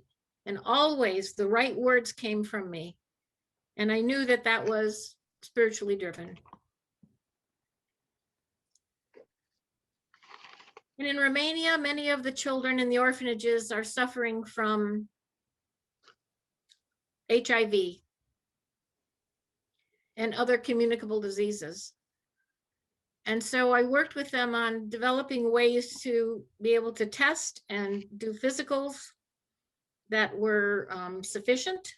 The staff is very, very undertrained and not very capable compared to United States standards. And so I worked with the nurses, the doctors, and the technicians in developing a new system for them to become more educated and to serve the children better. I worked with the hospitals and the pediatric systems and the orphanages to improve the adoptions of children in Bulgaria and Romania, especially back to the United States and Canada. The children arrived in the United States and Canada very ill, and it was a surprise to many of the parents who adopted them. And so we developed better diagnostic programs so that they could take care of the children better and the people adopting them would have more information. There were some orphanages that were only for gypsy children that were left on the streets in Bulgaria and Romania and completely abandoned by their parents who did not have the resources to support them. And so we looked at what can you do with the gypsy children, because those are the children that were socially and emotionally neglected, and the countries were very prejudiced against the gypsy people. So these children, even in the orphanages, did not get the quality care that non-gypsy children got.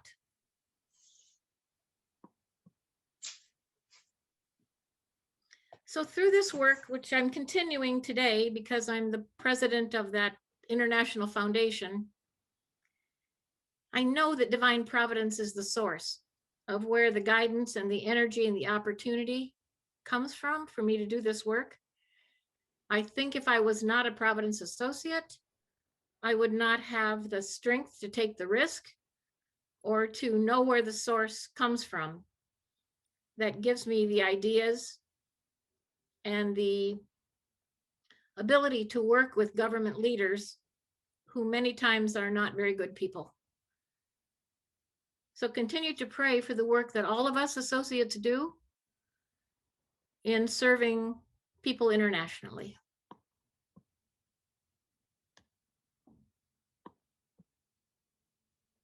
And that's my story.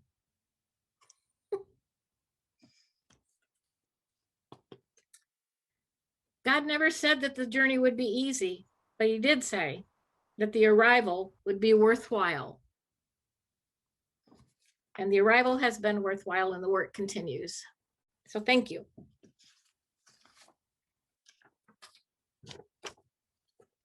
And following myself,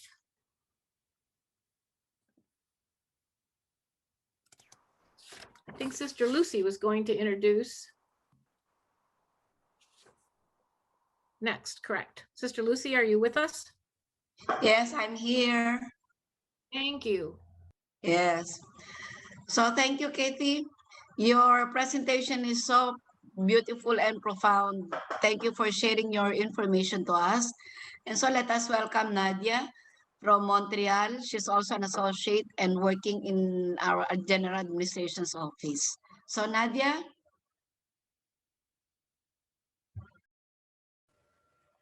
Bonjour, merci beaucoup, Sir Good Lucy. morning, and thank you, Sister Lucy. Est-ce que vous me recevez? Are you hearing me? Oui, oui. Yes, yes, indeed. D'accord, Good. merci. Thank you. Merci beaucoup, Kate, votre Thank you, Katie, for your presentation, a very inspiring presentation, and it is motivating to continue our journey as a Providence Associates. Thank you. I will give you a quick overview because I see the time is flying.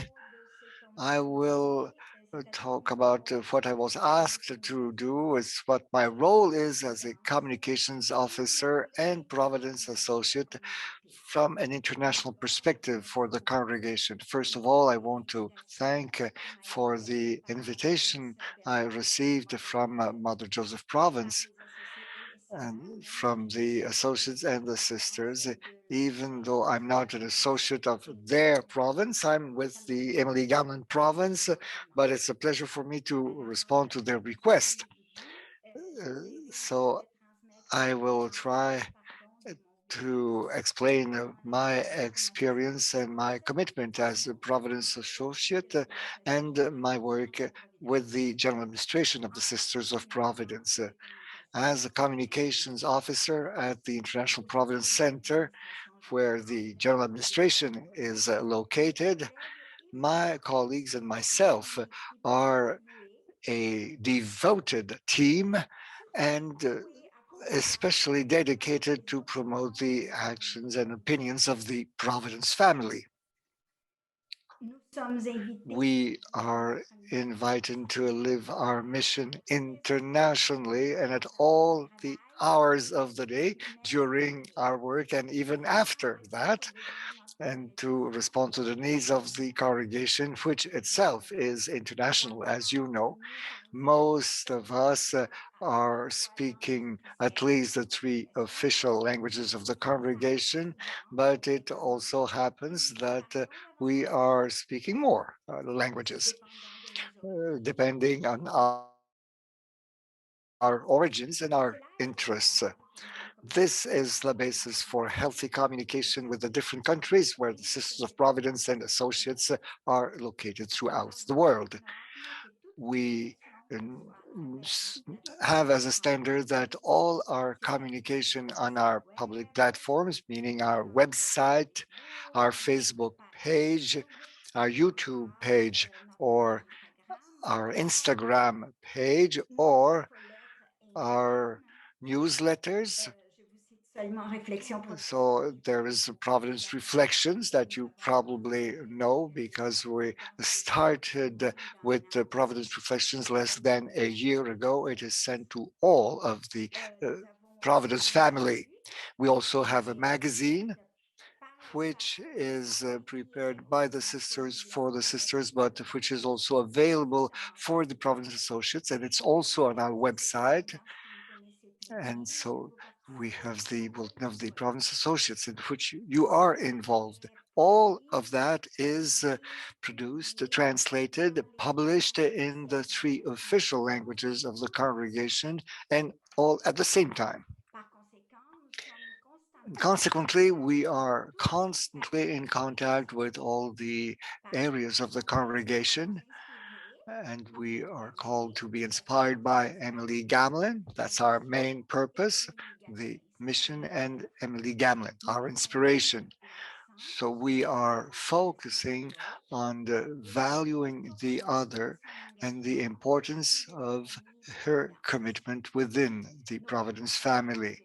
Our communication platforms are fed by the Sisters of Providence and the Providence Associates who are living the mission and at the core of the mission in the 9 countries that the Providence family is made up.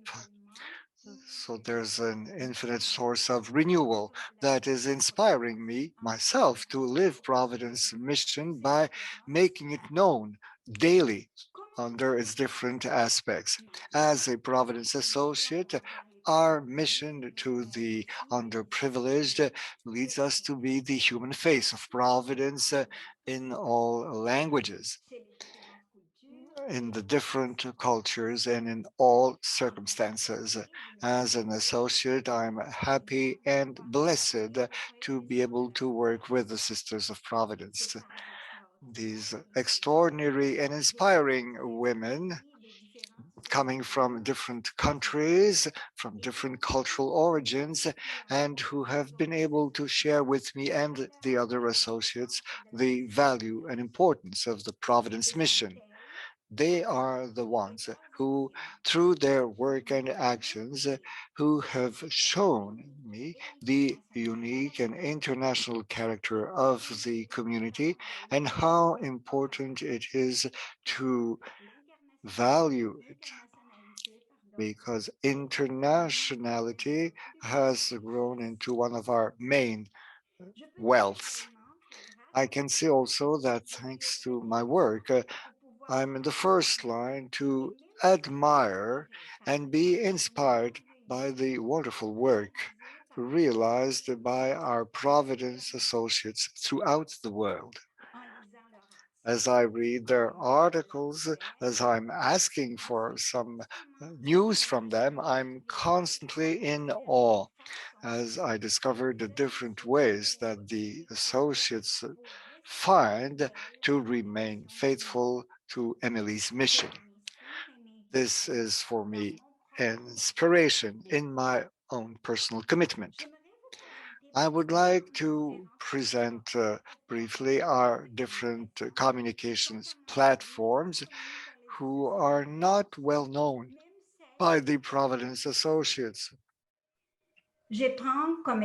Let's take as an example our international website. which is in all three languages, our Facebook page, which I mentioned, and all our platforms are in the three official languages.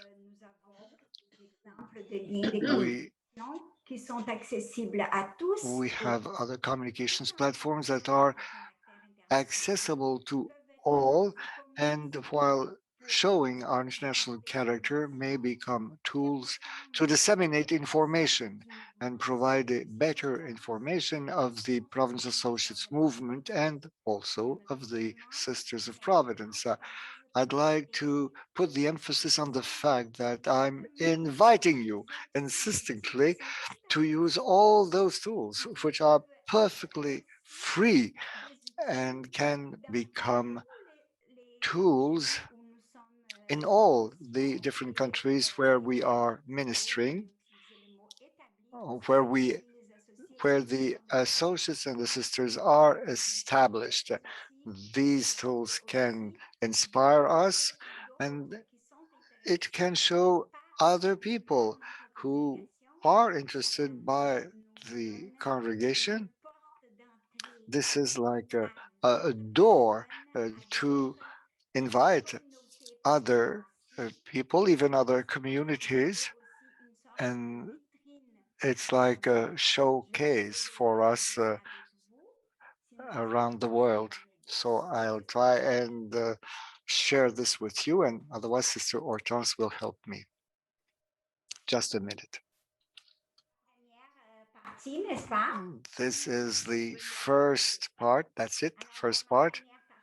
So in my first part, I want to show what we did for the 175th anniversary of the Sisters of Providence. So you can see on the table, so two things that we're not doing anymore on the table. There's the newsletter for the 175th. So where 13 major ministries of the Sisters of Providence were highlighted. So with the help of Sister Yvette Demers, who's in charge of Emily Gamlin's cause, we presented the history of those ministries up to this day in 13 editions. Apart to the, of course, you have the booklet for the Mass of the 175th anniversary. Well, but all the other items that you see there are published on a monthly basis, even more often at times. And you are invited to use all these tools. They're also for you. It's for the whole Providence family and some of them for the public at large. Here I'm showing the International Providence website. So those are the two youngest sisters who entered the family in Haiti. We pay tribute to them today. On the international website, you'll find links to connect with practically all that I've been mentioning today as communications tools. So if you have any problem, you know my address, so you can contact me and I'll help you. I thought I would prepare a list of all the tools and the links for each one of them so that you can use them in your groups, in your meetings, or whenever you need them. And so here you have, so this is the newest newsletter. So Nadia, yo voy a compartir la pantalla porque no sé. So I will share the screen. So I will share my screen if you wish, Nadia, because yours is too small. So if you can stop sharing. It's my screen is too small.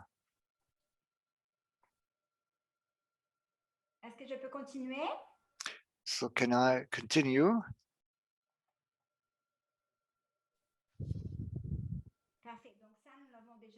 So we saw this, this also. This is our website. And this is Missive, Missive Providence. This is a magazine that is prepared by the sisters for the sisters, but the whole Providence family is invited to read this magazine. And I said, so we need to give those who are coming, are following us on our various networks, the certainty that the mission Providence is still continuing and well alive 178 years after the foundation. And there you have the link for Missive Providence. And I will share it with all those who are interested afterwards. Next one.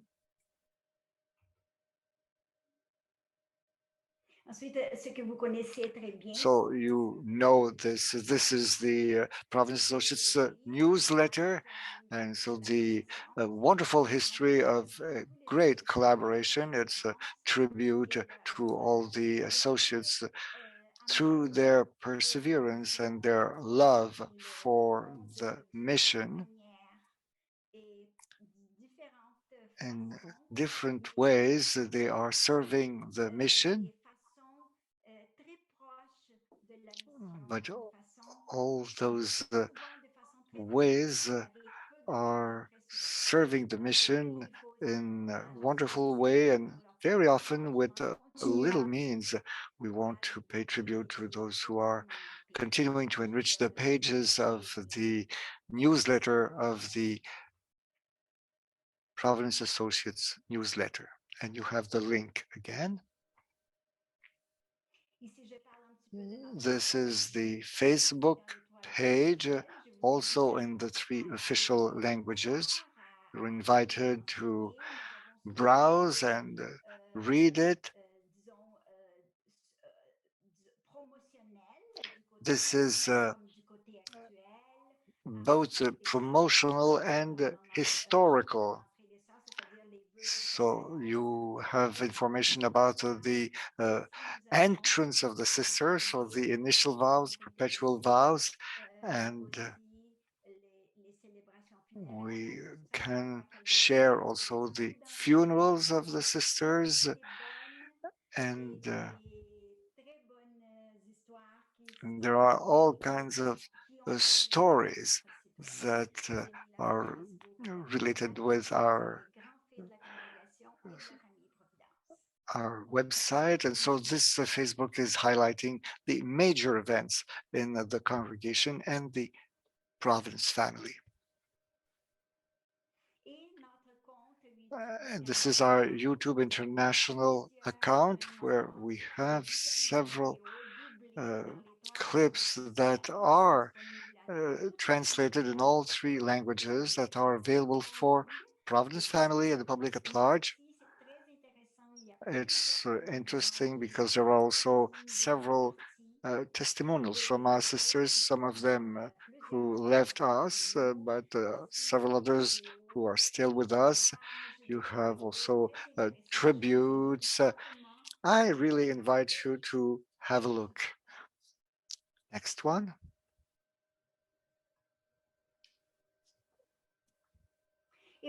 And this is the baby. So at the communications office, it's a Providence reflection, reflection that's like a spiritual outlook from someone within the Providence family for the Providence family. It's usually Sisters of Providence who are writing, and we hope that early on various associates will also write for this newsletter to enrich it and make it varied. And I write that it's a new reflection tool, a weekly tool that's based on the gospel of each Sunday. This is offered to the whole Providence family. It's available through email and on our website. I'll conclude with a couple of words. I really hope for the Province Associate movement to continue, we must join forces, not only at the local level, but really at the international level, never forgetting what Jesus said, where 2 or 3 of you are gathered in my name, I'm there in their midst.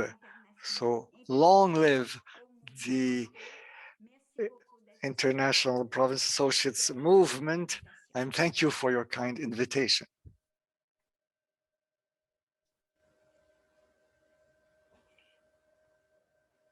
Merci.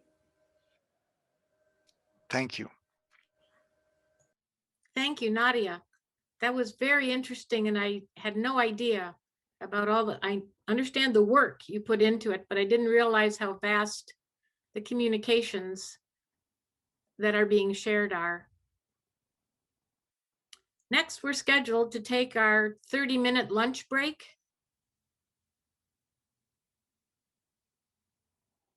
If everyone's ready for that. So we'll break at this time. There will be the time machine on the screen again. Please leave your computers on and open, and we'll see you within 30 minutes. Thank you. Welcome back.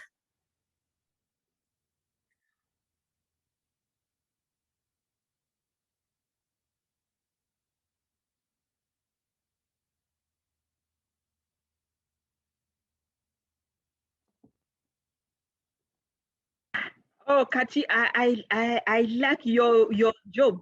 You do a wonderful job. God bless you. Bless you.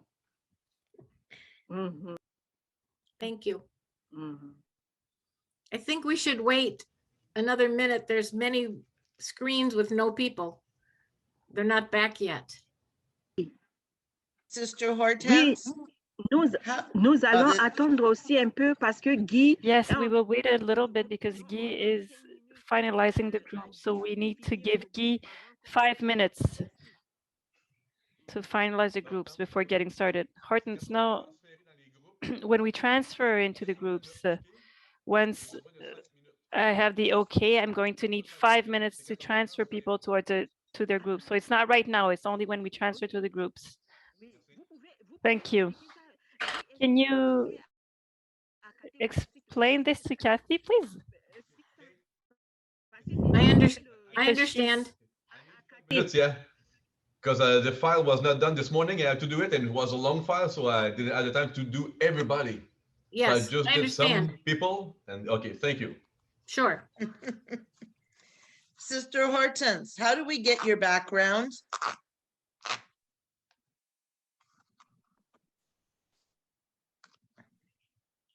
Il faut d'abord télécharger le logo sur votre ordinateur.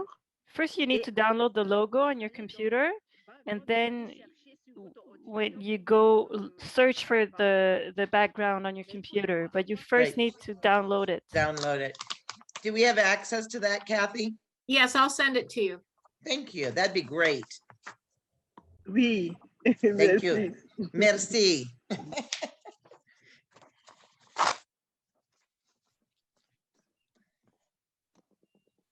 We are waiting a few minutes for everyone to gather. Some of the pictures on the screen are with no people. They didn't come back from lunch yet. And then when it's time to go into the breakout room, Guy, the technician, needs a few more minutes. And so we'll have time to ask some questions and have a little discussion. I can't see everyone at the same time. So if anyone wants to start the dialogue. Moi, j'aimerais mettre mon ordinateur en français. I would like to put my computer in French because I don't understand English. How can I do this to access the interpretation? I'm sorry, I'm going to do it, Sister Hortense. Hello, I only speak French. How can I? No problem. Guy will help you. At the bottom of your screen, you have an icon that says interpretation. Cliquez dessus. OK? Ah, c'est Là, il marqué devrait avoir. français. C'est beau. Merci Excellent. beaucoup. Thank you. Merci. Thank you.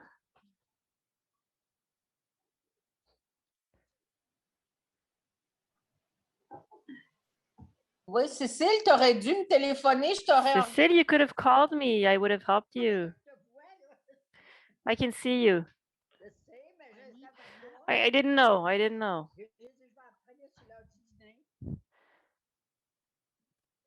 Hola, Nancy. Hola, Nancy. Qué bueno verlas. Para nosotros también un gusto verte, Nancy. Hi, Nancy. It's a pleasure to see you. Bonjour. Mi secretaria. Bonjour. Ah ben, on est avant notre temps.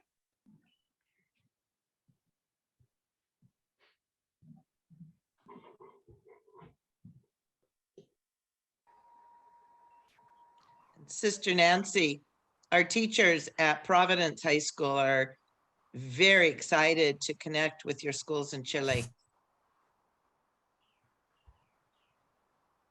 Ah, excelente. Yeah, Vamos a hacer el probably in, contacto con ellos. Vamos ahora a probably aprovechar. durante el verano, en probably 2-3 meses. Los Sagrados Corazones están abiertos a hacer contacto. Santa Clara lo mismo, madre. Hola, Gloria. Buena, Martita. Madre Gloria Linares también. Así no tengo ninguna duda. Yo creo que va a ser un muy buen trabajo si es que logramos hacer este contacto. Yo creo que va a I reavivar think los the work will be very good if we can have that contact. It's going to be great for the relationships Es and un the buen connections. impulso para la Juventud Acción. Yes, it's a great motivation for young people to act. Yes, it's an exchange.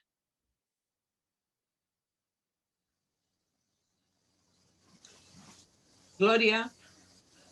Sí. Gloria? Yo los grupos no voy a estar. ¿Ah? All the groups won't be there. You're mute.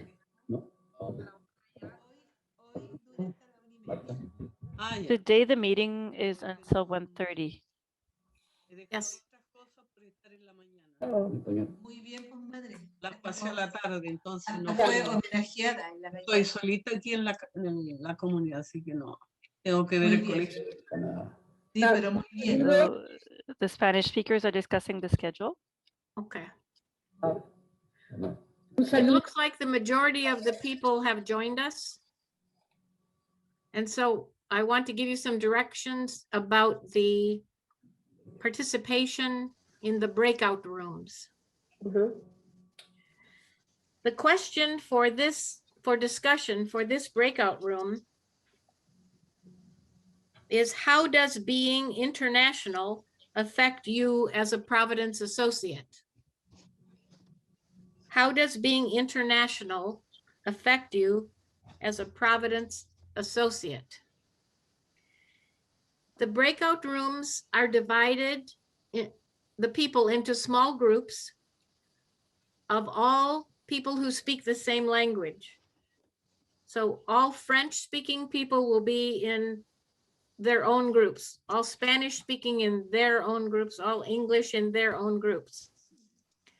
The people that you are going to be in this group with are the same people that you will be meeting with on other days of this week.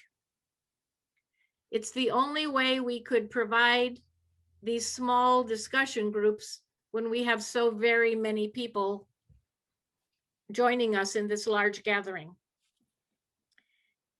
When you go into the group, there is no translator because we expect everyone to be able to speak the language of that group. If you could choose someone to be your moderator or leader of the group, or someone can volunteer for that responsibility, that will lead the discussion with the question, how does being international affect you as a Providence associate? Each group has 20 minutes to talk to discuss the question. Then we would like you to pick 2 of the most important parts of your discussion that you could share with us. We won't be able to hear a response from every group. There will be too many groups. But we will organize some time each day to have 1 or 2 groups report back to us briefly on their discussion. We would like the information from those groups, if someone can write it down, and then to share it with Sister Hortense by email, so that we know what are the important thoughts that you had during your group.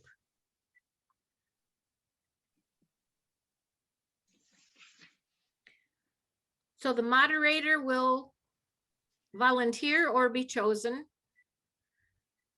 The moderator will guide the discussion.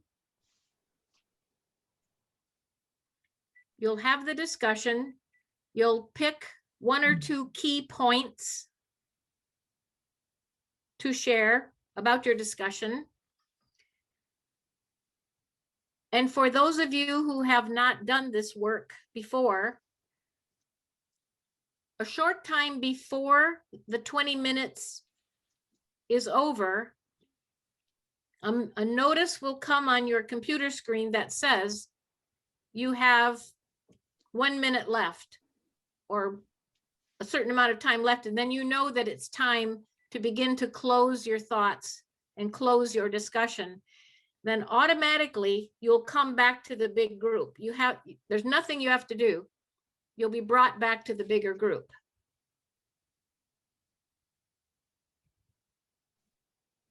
Okay. And Guy is still dividing people into groups because there were so many names of people.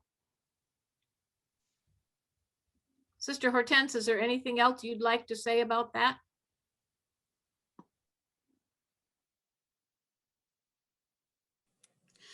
Kathy, it is important for people to know that when they come back from the breakout groups, it will be necessary for them to again choose their language. So when they come back from the group, to go to the globe and click on it, and then choose the language with which you want interpretation. Thank you, Sister Karen. I didn't even know that, so I appreciate that. Oui. Une autre chose que je vais ajouter, c'est que quand nous allons recevoir l'invitation maintenant, il faut Another cliquer. thing, when we receive the invitation now, we have to click. When you're going to see an invitation on your screen, an invitation inviting you to a breakout room, so you must accept it to get into that breakout room. So you need to click on something. You need to click accept to go into the breakout room. Thank you. Is this an invitation? This is Irene. Is this an invitation on Zoom, or is it an invitation on email? C'est toujours sur Zoom. Non, ça va sortir. It's always on Zoom. It will pop up on your screen. Just stay in front of Thank the you. screen. It will pop up. Okay, thank you.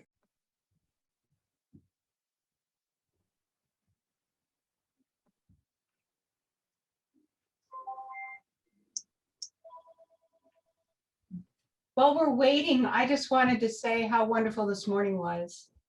It was really inspiring what everybody had to say. Thank you.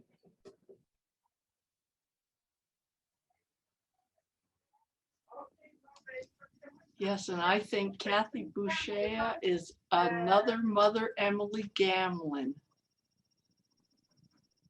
Amen. I do want to say something about that, though. When I have been blessed to do this work, I was not trained to do it, and I was not prepared to do it. So I had to depend on prayer. and I had to depend on spiritual intervention and energy. And most of the time, I would find myself saying things that I never knew that I knew. I knew it was coming from some divine intervention. And I was visioning ideas that I have no training to create those ideas. It has to come from somewhere else. But because I was not afraid, I think it left me open to being able to hear and receive the spiritual guidance because I was desperate and I needed it. See, you So are. Same thing. I have a few female saints that I talk to frequently to get me through this. And so please do not think I'm taking credit for this work, only for being not afraid to move ahead. But the rest is absolutely divine providence. I told you so. Yeah. Because some of those old communist men that I had to meet with were very scary.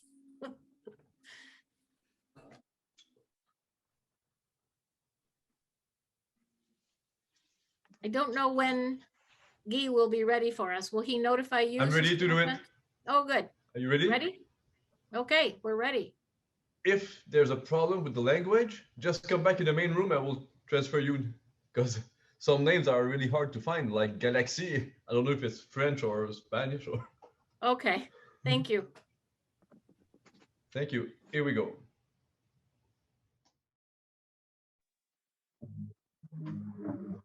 Hey, Brother Prime. Grupo ko ba? Ha? Hindi.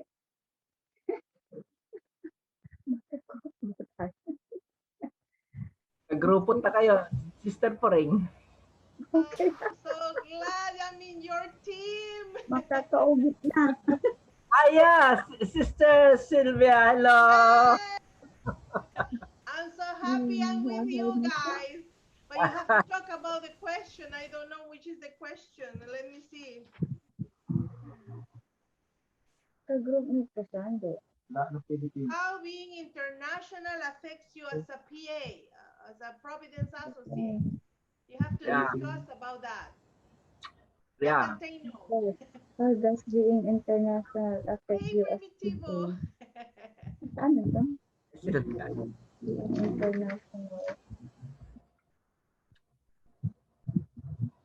Soy Pilar Pedraza, pero hablo español. No sé si estoy bien en este grupo. Sí, Pilarcita, no se preocupe que nos han puesto a todos mezcladitos. Estamos con el grupo de Filipinas. Ya. Sí, no se preocupe, es para compartir.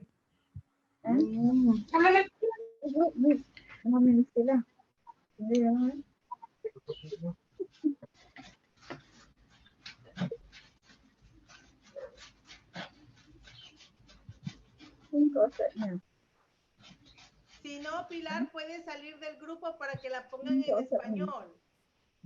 Dile tú también que aquí el audio. ¿Y cómo salgo del grupo? Abajo de la pantalla hay unas letritas en azul, en fondo azul, dice dejar pantalla. Dejar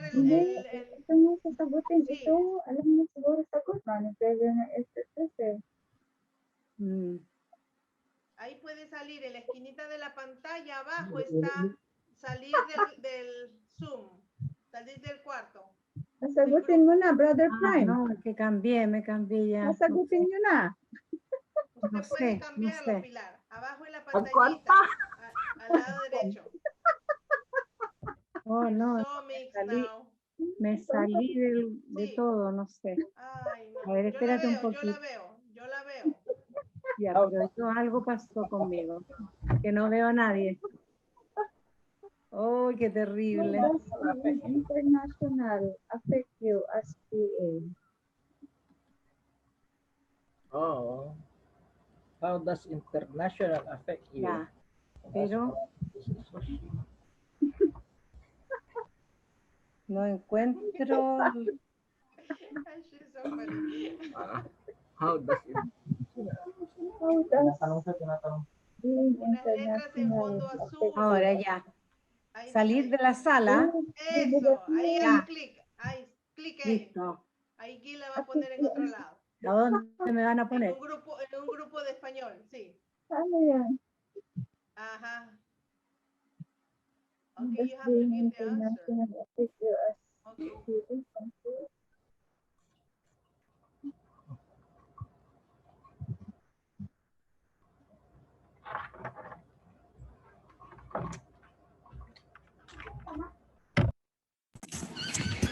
Ini grupo melatan biyan ay.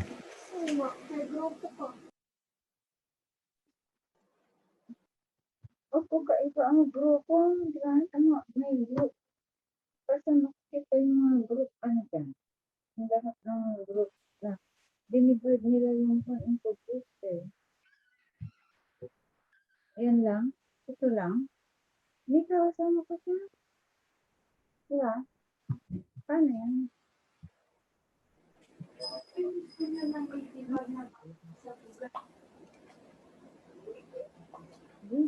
Tulog na sinula ang mga tanongin ko sa amin. We are only 4. The three groups are not in.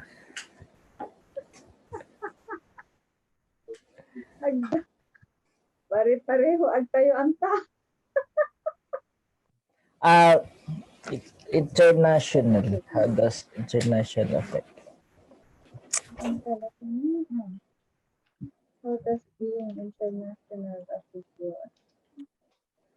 The international being mentioned a while ago by Kate Boucher, it's the 4 eyes, the international, the intergenerational, interdependence, and the intercultural.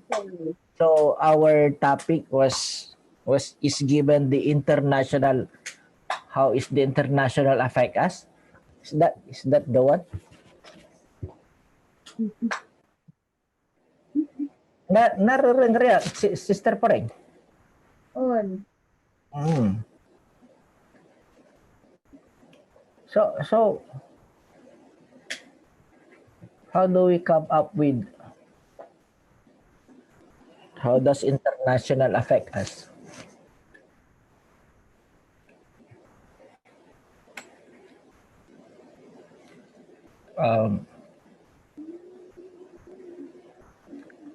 Ano ba? Maybe international.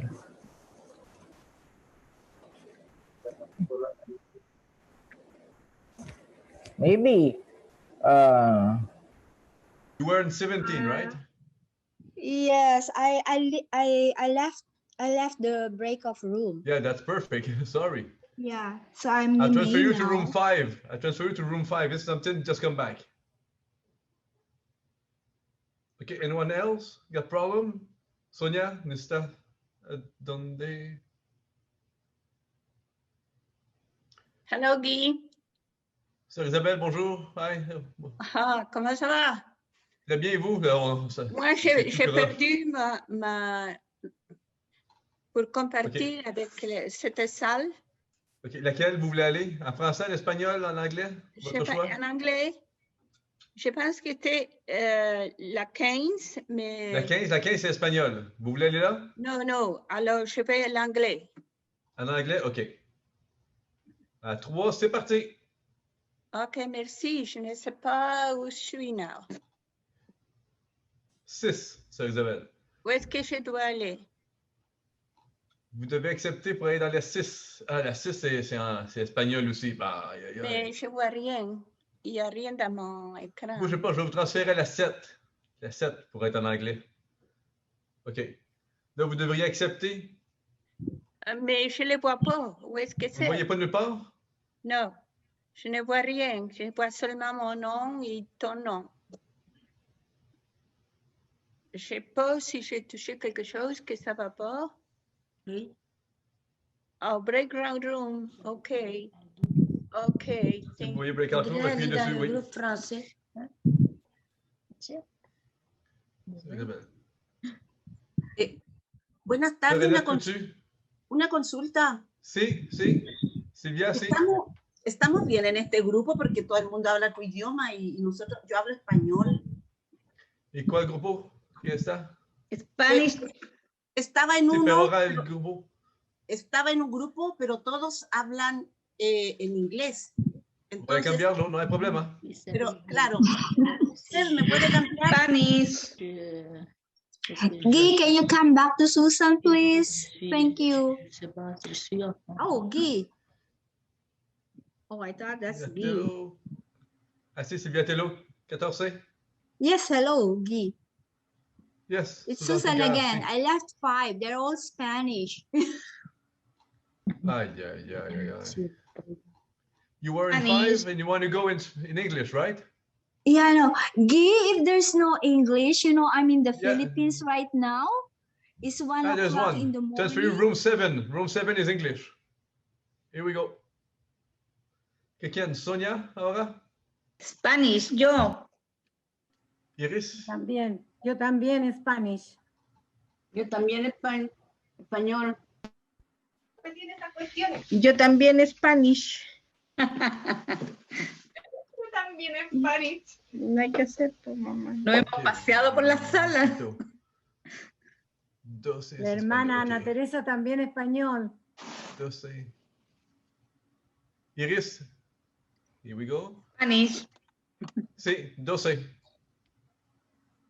¿Y quién? ¿Mona también? ¿Mona? You want? Yeah, I'm English, English? or you can transfer me to Philippines. Is it okay? I will do my best. Philippines, You are supposed to be in which one? English. Mona.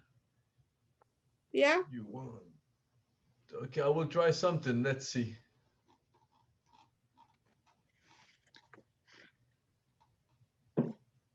Mona in English, okay.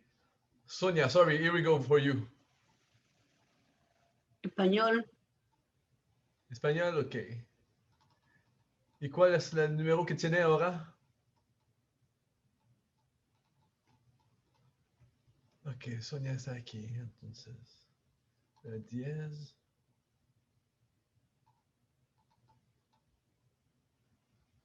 Ese es. Va a ser la 16 por Sonia. Ok. ¿Y cómo ¿Quién pasó? más? ¿Pilar? ¿Regina? Sí, sí, ¿Pilar? yo español. Sí. ¿Y ahora cuál es el número de su... Pilar, Pilar 20. ¿Y no es español? ¿20 no es español? Ok. Entonces va a ir a 19. Para Pilar. Sonia necesita aceptar.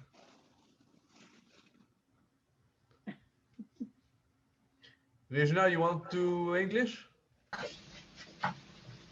Regina Concha, English? Castellano. Español. La 20 es español, ¿no? Español. Vamos a ir a 19. Pilar, ¿puedes ver breakout rooms en su pantalla? ¿Y Sonia lo mismo? Si puedes ver breakout rooms, solamente apoyar en breakout rooms. No, no entiendo lo que me estás diciendo. Perdón. ¿Es que des intérpretes disponibles? Español, sí. Sí, lo siento. Pilar, en tu pantalla sale uno para ingresar a la sala de chat. Sale una opción en tu pantalla, ¿no? Si, dans le bas, Sylvia, exactement, merci. Dans le bas, il doit y avoir le mot breakout rooms. Il faut cliquer dessus pour qu'elle puisse rejoindre. Sí, tienes que darle clic con el ratón, darle clic. Unirse a la sala de chat. Debe estar en letras blancas con fondo azul. Hermana Ana Teresa, buenas tardes.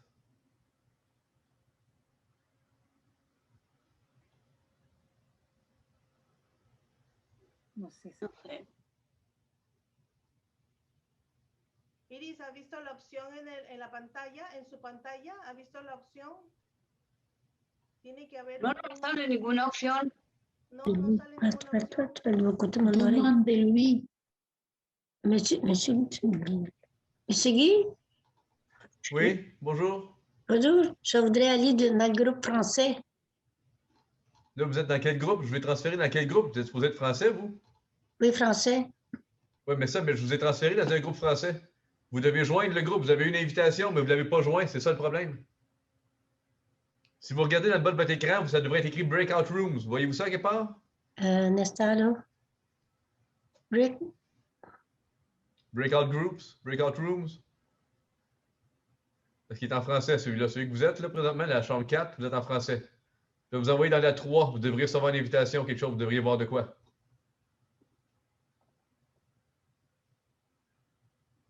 Ok, il est parti. Ana Teresa.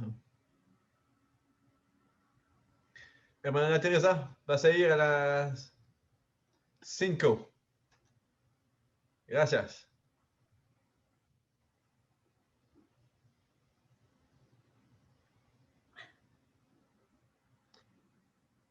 Char, you want to go in an English group? Where are you?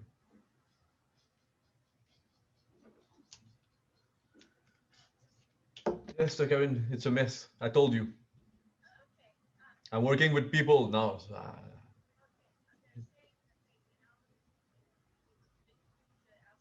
Exactly, yeah, but there's a lot of people, so I try to one at a time.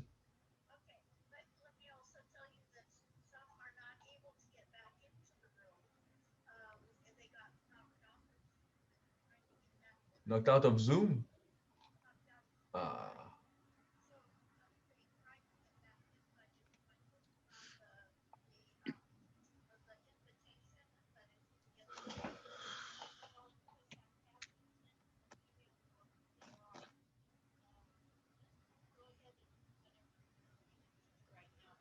The problem is that the file that I did this morning was not completed, all completed, and some people were not there. So that's why it all got a mess. So I had to do everything manually. That's a problem. Because all the list that I have is not everybody that is here. So the system goes, they're not there. So it skips. So it's not a good idea. The time will pass. And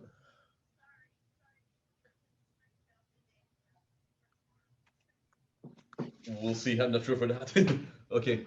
Thank you. Bye-bye. Okay. ¿Quién más? Iris, ¿qué pasó con Iris? Español. ¿Sí? ¿Lo hizo? ¿No? ¿Qué pasó? No, no sale nada acá. ¿Pilar tampoco? No aparece link, no. Un momento, voy a... Iris. Iris. Iris. El 12. El 12 es español. ¿Por qué no funciona? Entonces van a ir a la 13. Es español. ¿Y cómo vamos? ¿No ven en breakout Nada. rooms en su pantalla? No aparece nada. ¿Ya tampoco? No. Yo también hablo español. Sí, Isabel, sí. Sí, también español.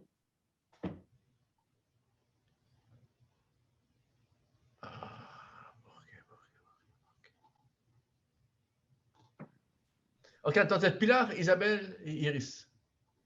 Es eso. Las 3. ¿Por qué?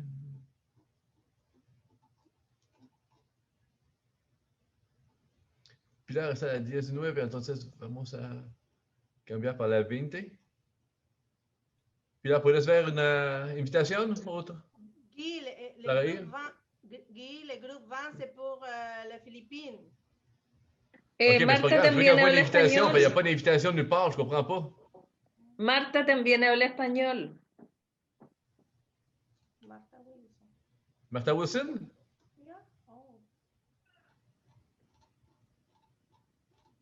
Elles sont supposées voir, Sylvia, tu es d'accord là avec moi? Oui. Non, mais Ils sont supposés voir une invitation quand je les transfère. C'est impossible. S'ils ne voient pas, il y a un problème. Non, je ne le vois pas. Parce que toutes les autres fonctionnent. Je suis sortie parce que j'étais dans le groupe des Philippines. Oui, c'est ça. 20, le numéro 20, et moi, je n'ai rien à discuter comme associé, c'est pour ça que je l'ai fait. OK, mais tu vas aller dans lequel? Dans le 19? Oh non, mais préoccupe-toi de Iris, Isabelle, peut-être faire une autre petite groupe. OK, mais gars, je vais te transférer dans le groupe 19, puis sors tout de suite. Dis-moi si tu reçois une invitation. Ok, excellent, je te dis. No cree en la oración. No sé qué más. Sylvia, t'es revenue? Sylvia? Oui, j'ai été dans le groupe qui parle espagnol, oui. OK, c'est ça. Tu as vu une invitation quand je t'ai transféré. Oui, je l'ai reçu. Alors, dis-leur aux autres, c'est la même affaire. Je vais leur faire, puis tu peux leur dire. Ok, s'il vous plaît. parfait, merci. Ok. Sí. Pilar, Iris, van a recibir una invitación para el grupo 19. Por favor, hagan el clic. Y no se Isabelle. y no vayan a salir del Zoom, sino del chat. Sí, sí. Porque si no se salen todos. Sí, ya lo va sí. a hacer, Gui, ya lo va a hacer, sí. Bueno. Se va a reducir la pantalla. Yo hizo Pilar. Yo hizo Iris. Ya. Iris, ¿ya lo vio? ¿Todavía? Sí. No es está la imposible, es invitación. imposible. Lo siento, pero es imposible. No ha llegado la invitación. Isabelle, Invitación. Isabelle, ahora voy a hacerlo por Isabelle. Ya. Para la 19. Ya. Ahora.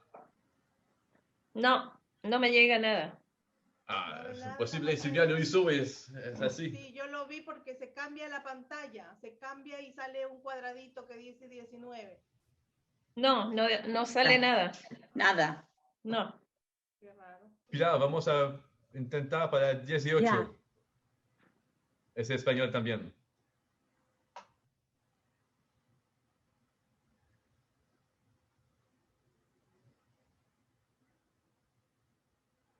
Ahora puedes, Pilar, ¿no ves nada en su pantalla? Nada, nada. Increíble. Nada. No, Sylvia, nada. tu l'as vu, toi? Ça s'est passé? Oui, Comment c'est arrivé? J'ai aucune idée, mais je les vois quand tu me désignes un groupe.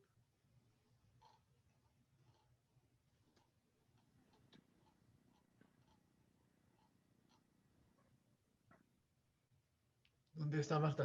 Marta Wilson.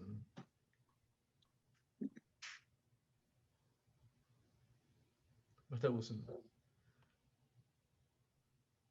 Marta Wilson, español o inglés?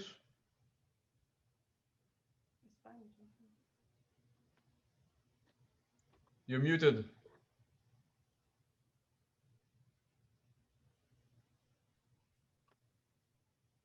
You're muted, Marta. Micrófono.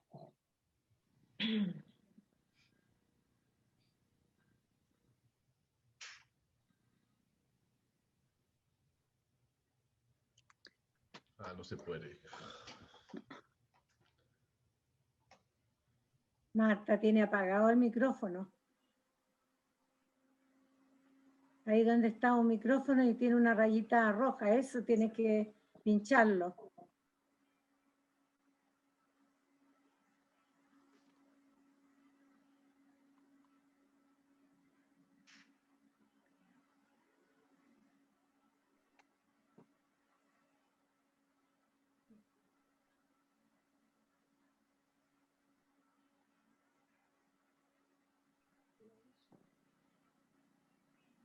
Sylvia, tantôt on va s'asseoir pour regarder les noms, ça marche pas. Là.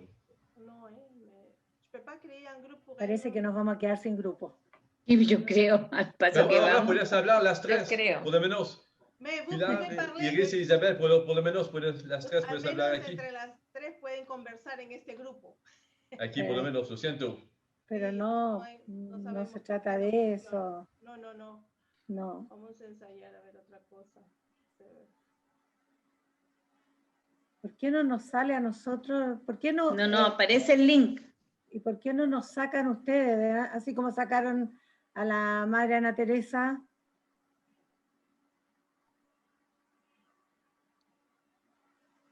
Porque ahorita estamos en la gran sala.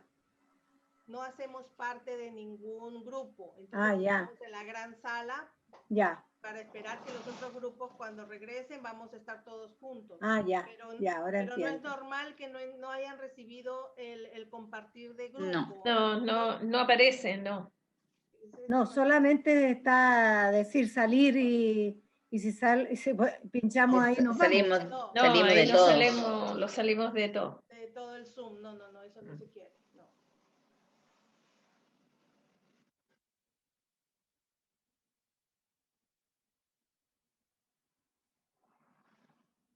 Bueno, pero en todo caso escucharemos las reflexiones de los demás De los grupos. demás. Claro.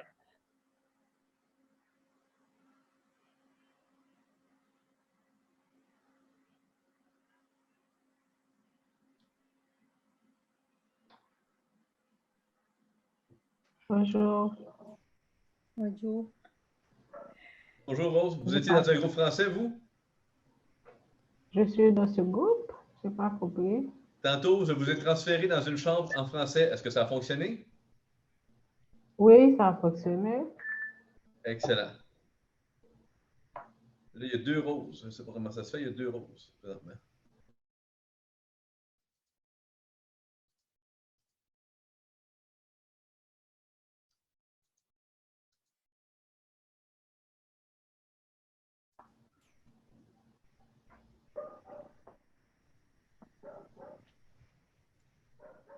Velvet, Brigitte?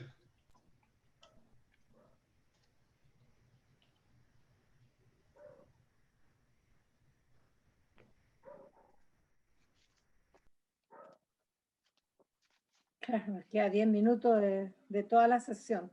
Sí. Bueno.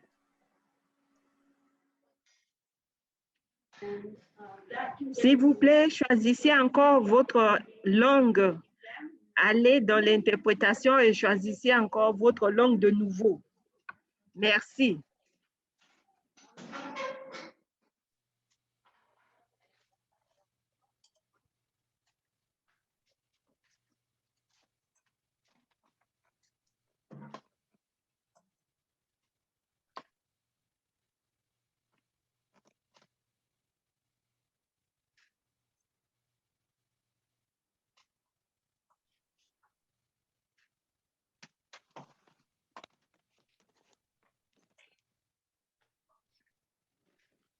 Iris, did you find your group?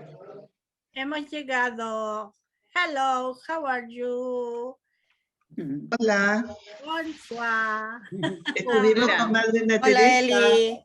Hola. Welcome back. Hello. Très bien, Sí. très Hola. bien. Hola, Very Madre, ¿cómo good, está? very good. Bien, ¿y tú? ¿Qué tanto tiempo que no te veo? Pero la vemos ahí, pues madre, ahora. Se ve súper bien. No la Hola, escuchamos. Erika. Hola, No la Erika, ¿cómo escuchamos. estás? Se ve bien, tiene que Hola. cuidar. Cecilia, ¿cómo estás? Ahora, ¿me escuchan? Cecilia? Ahí sí. Cecilia. ¿Estás Gusto más de tranquila, verla. Cecilia?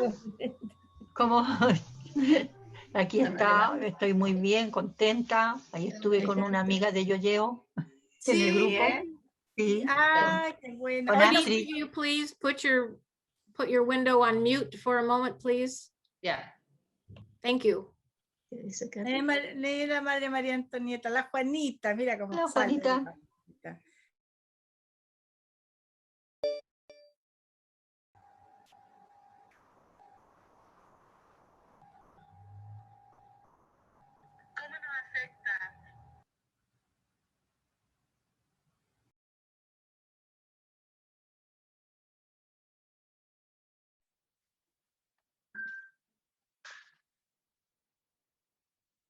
¿Qué pasó? ¿Se cortó? Ahí está. Eli, pidieron silencio. Okay, we have a few minutes. Could someone from, if you remember the number of your group, could someone from group 2 tell us what you talked about?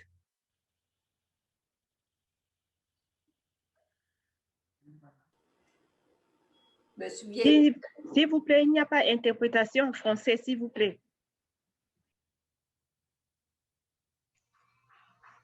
Okay. How about group number 5?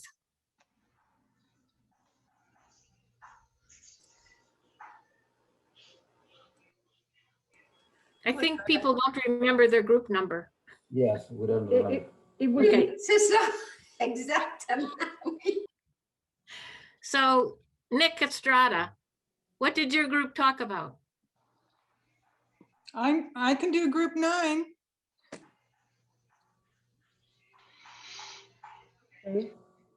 Nick?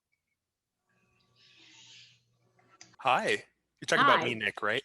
Yes, you, Nick. Yes. Okay. Hello, everyone. I'm Nicholas Estrada from Great Falls, Montana at the moment. We had a few interesting points come up in our group. One in particular, it was wonderful as an associate from the Mother Joseph province to hear from an associate out of Edmonton, Alberta, Canada, who shared about how the PA community there is truly an intercultural community just because of the demographics of the area in which their associates group is already. And that a sharing has just developed naturally among this particular associates community of sharing culture, sharing information, also sometimes even sharing the struggle of communication early on, which has in a long term been a blessing for that community. It was also wonderful to hear from an associate out of the Philippines, where there is just such a wonderful interest in being able to connect with the rest of us outside of the Philippines. Such amazing work happening there, to hear about the Table of the Kings or the feeding of street children or the prison ministry for women. It was just so inspiring to hear, and to hear from one of the associates in that particular area of their real interest and that desire to really want to come and see what's happening in the States and happening in Montreal. And a lot of gratitude was expressed for Zoom and for electronic communication, especially now. If there was anything to come out of this pandemic, as horrible as it of course has been, it's been the ability to communicate with people across the Providence family. Thank you, Nick. Lisa Wolf? We had also a good discussion. One point that was made was that the world news that we hear now means so much more now, and it becomes personal. What affects them also affects us. Also, another point is our behavior. It affects how we behave as a global citizen. How we behave also affects things internationally, as well as locally.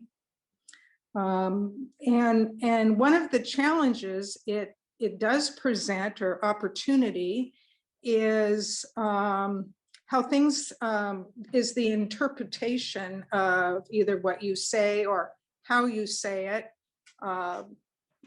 You become more aware of cultural differences, and it can challenge or make us look at our biases and challenge those, and challenge us each to be open to hearing and understanding how those things are interpreted somewhere, and ways to change that and think about our behaviors.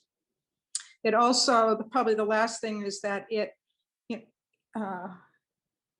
being international broadens our whole source of resources and skills that we can learn from others, and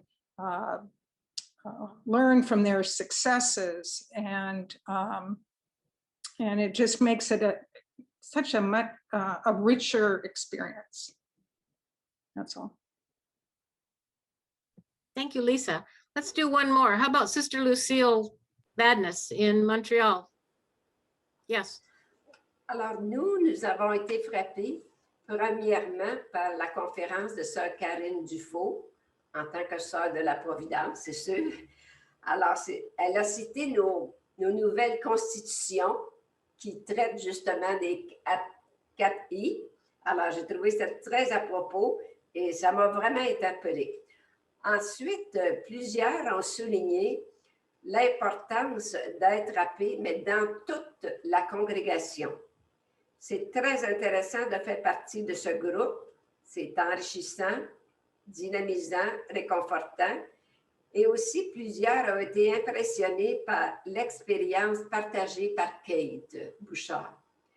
C'était une belle occasion de nous faire vraiment partager son expérience qu'elle a vécue, son expérience de la Providence qu'elle a touchée du doigt. Et en même temps, elle nous a permis aussi de toucher du doigt la Providence. Et une autre chose qui a été soulignée, nous ne pouvons rien faire toutes seules. Alors, c'est important, sœurs et associés, de travailler ensemble.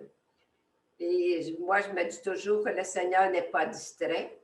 Et justement, nous avions avec nous une associée Providence qui ne parle qu'espagnol. Heureusement, Nadia était avec nous et elle nous a traduit. Merci.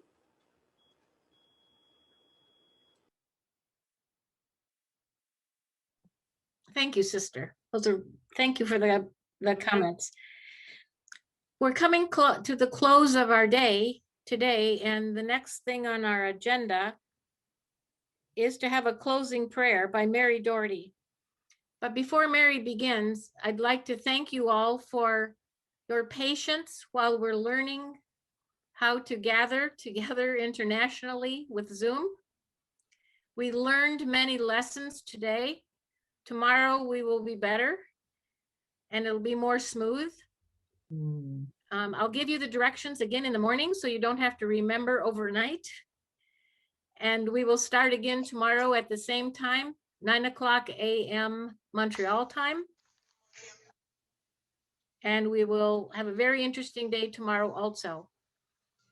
Sister Hortense, before the prayer, is there anything you would like to say?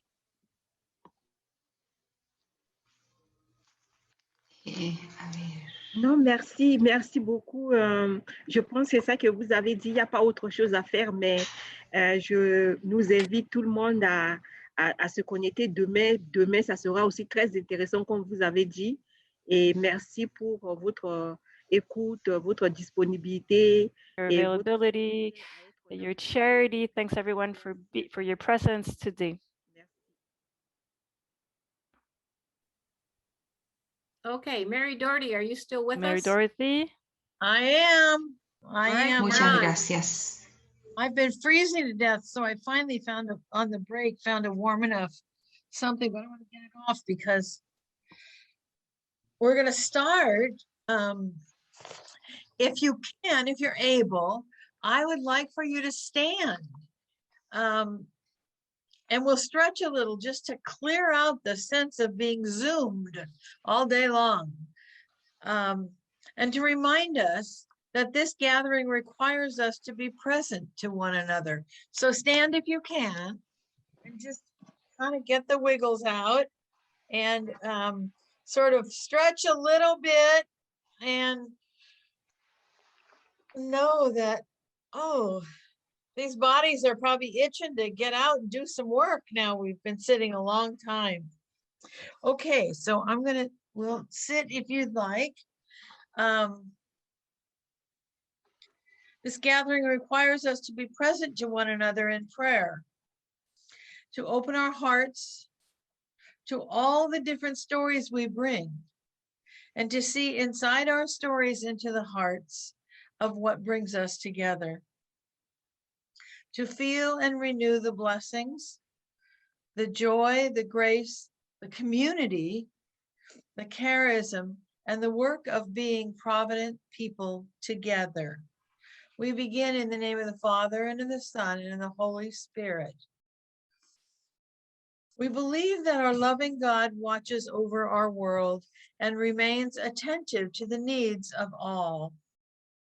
The work of providence is active in and through us all, as we seek ways to better serve the vulnerable, those on the margins, the lonely, the forgotten, and those who need a more human face of God in their lives.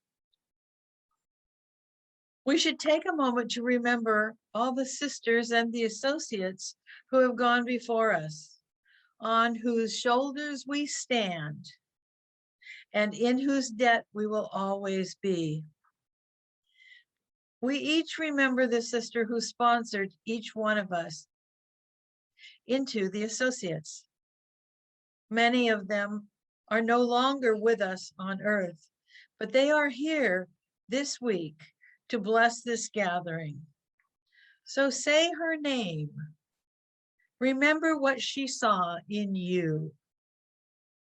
That spark to connect you more deeply with Providence values, charism, and ministries, and then reflect on why you chose to follow her.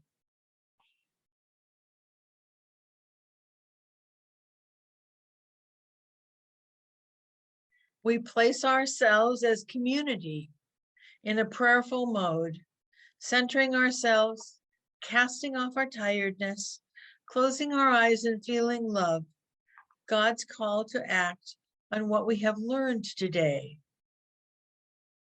and to feel our inherent shared challenge to grow dynamically this week. We hold in our hearts all the people who experience injustice, who are treated as invisible and have been passed over and find themselves struggling to keep even a kernel of hope alive. And that has us raise our promise to listen for and to them. Opening to the Spirit, we breathe deeply. Inhale and exhale. Inhale and exhale.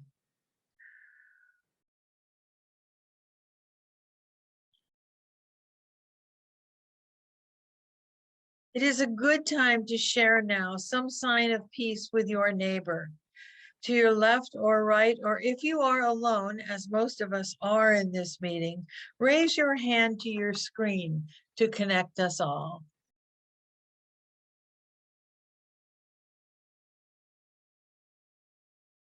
Today, we have focused and reflected on our internationality. Mother Gamlin fed the hungry of Montreal, especially those on the docks and in the streets. Mother Joseph and Mother Bernarda. Look, I have a little Mother Joseph with us, Mother Emily Gamlin.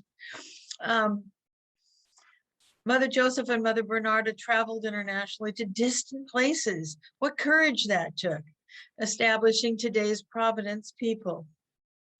We have each come here today and begun together our week of walking together as an international, intercultural, intergenerational, interdependent, and inspiring community. We are a community who live to make a difference for others in testimony to Jesus' gospel values, and with Mary, our mother of sorrows. We are rooted in our own communities and in the universal ministry and support for the brave good the sisters have done throughout the world for nearly 200 years. We find our richness of differences in addition to our compelling similarities, province to province, continent to continent, country to country, community to community, in our neighborhoods and around the world. The graphics today, the globe in so many different ways, were inspiring for me, and I think raise our commitment to being more internationally conscious of Providence Associates work in other places. Our gratitude is overwhelming and our blessings as abundant as our challenges. To make meaning here calls us to experience anew and deeply one another and our personal and collective commitment to serve as people of Providence. We have situated this day internationally from the Mother Joseph Province in the U.S. North American Far West. We are grateful to the indigenous peoples who for thousands of years have modeled and taught how to love and renew the land and sea by which we live in gratitude and for which we now carry responsibility. We have felt the beauty today and majesty of the Pacific Northwest Mountains, the Pacific Ocean, the now swollen rivers, and the blue and green of the forests through the rain and sunshine, and fish and animals, and especially the diverse people of our region. In so many ways, you have seen a glimpse of the Wild West, still Wild West. We pictured Mother Joseph riding her horse, adventuring through the Cascade Mountains, across the deserts of eastern Washington state, the panhandle of Idaho, and into Montana on her begging trips. A woman of firsts, the first architect, the first builder of schools, the first hospital foundress, and we pray for strength to continue Mother Joseph's pioneering justice work, conscientiously, continuously, and valiantly for the very fragile climate on which we all rely in this web of interdependence. We opened this morning in prayer and ritual. Kathy Boucher set the context for us. Sister Catherine, voiced by Mary Tilia, took us along the Providence Associates milestone, and our region's native daughter, congregational leader, Sister Karen, defined and shared so much of the 4 I's as foundation for the work we engage in this week. Associate Mary Tilia presented many ministries, and Kathy and Nadia shared international associate commitments and services and the compelling work. And then we shared and shared as we talked and as we pray together. Please, will you now select and reflect on one thing, one idea, one commitment you personally will take away from this gathering?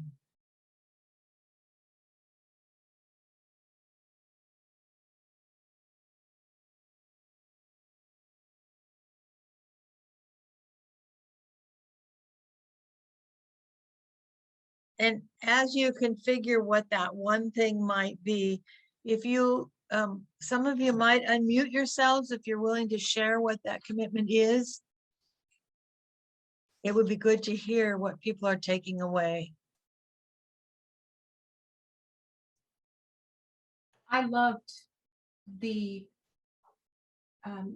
international symbols of our uniqueness, but then also our connectedness. And I thought that was so beautiful. And I just saw it not only as being flat, but almost like multi-dimensional, like a globe, or more than 3, 4, 5 infinity dimensional of our interconnectedness and the beauty and strength we share with each other. So thank you. Thank you for sharing. Someone else?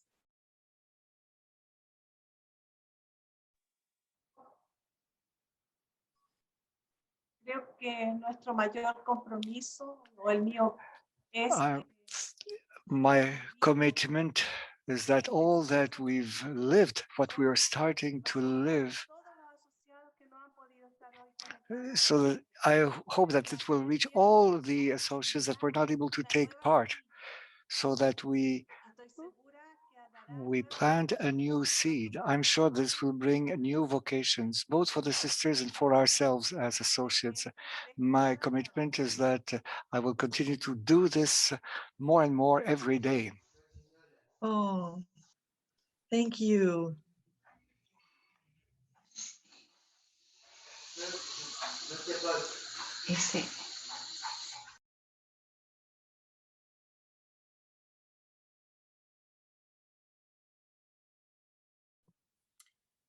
Mary Doherty, thank you.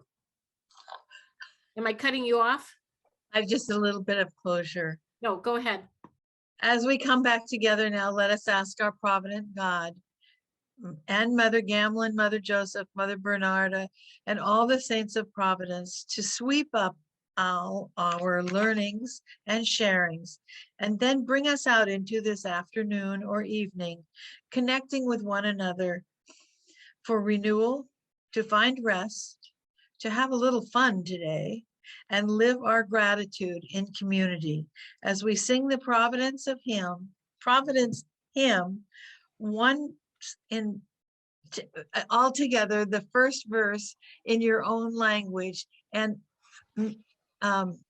Mary Jean is going to lead us, and she'll sing in English because that's the language she knows, but you sing in your language. Okay, here we go. Providence of God, I believe in you. Providence of God, I hope in you.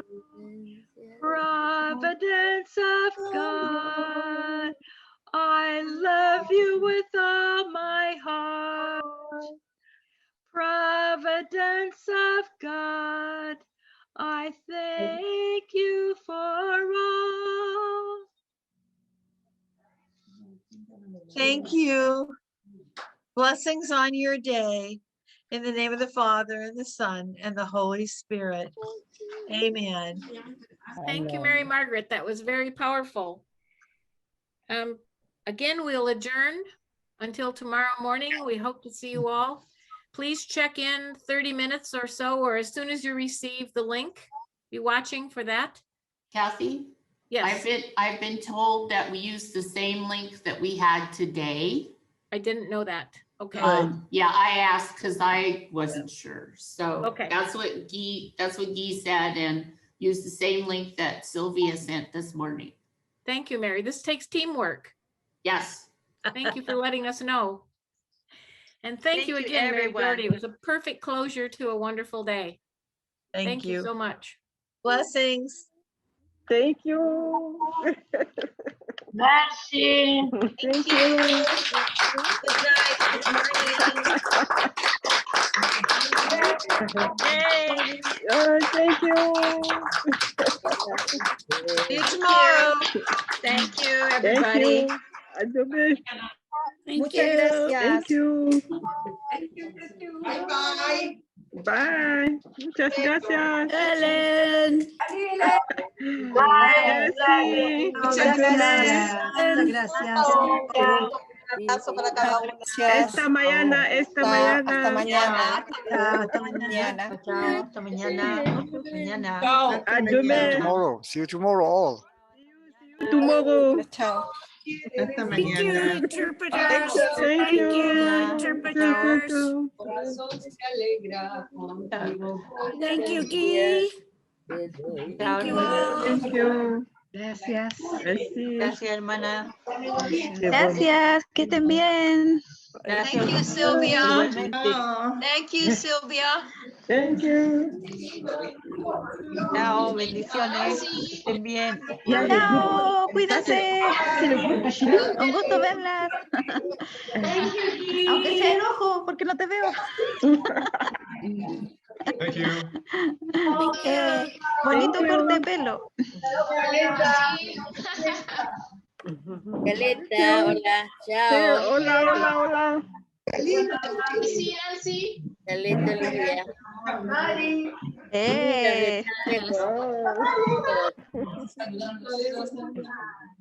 Olivia. Ah, ya se puso. Argentina. Ah, yo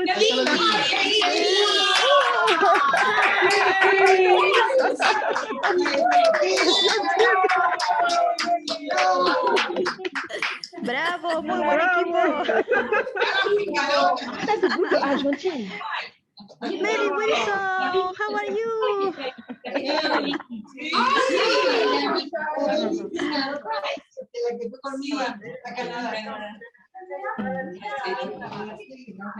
Qué belleza. La paz esté con todos ustedes. Igual con ustedes. Wow. Qué lindo, chica. Qué bueno. Hola, Vicky.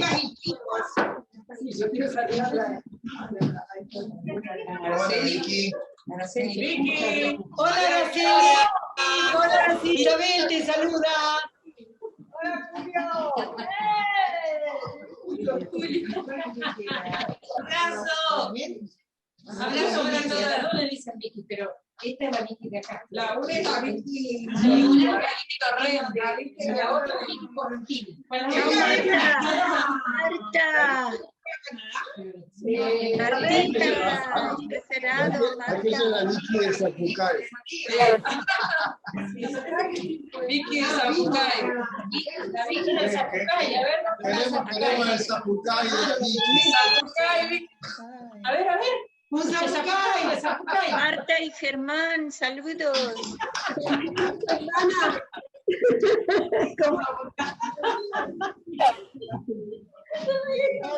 Marta y Germán, ¿dónde están? Aquí estoy, hermana. Aquí ¿En Chile? Sí, yo la veo. En Chile. Sí, estamos aquí en casa. ¿En casa? Sí, estamos en la casa. Ahora. Nancy, ahora. Está Isabel, Mari, está Isabel ahí. ¿Están en Edmonton? Sí. Ok.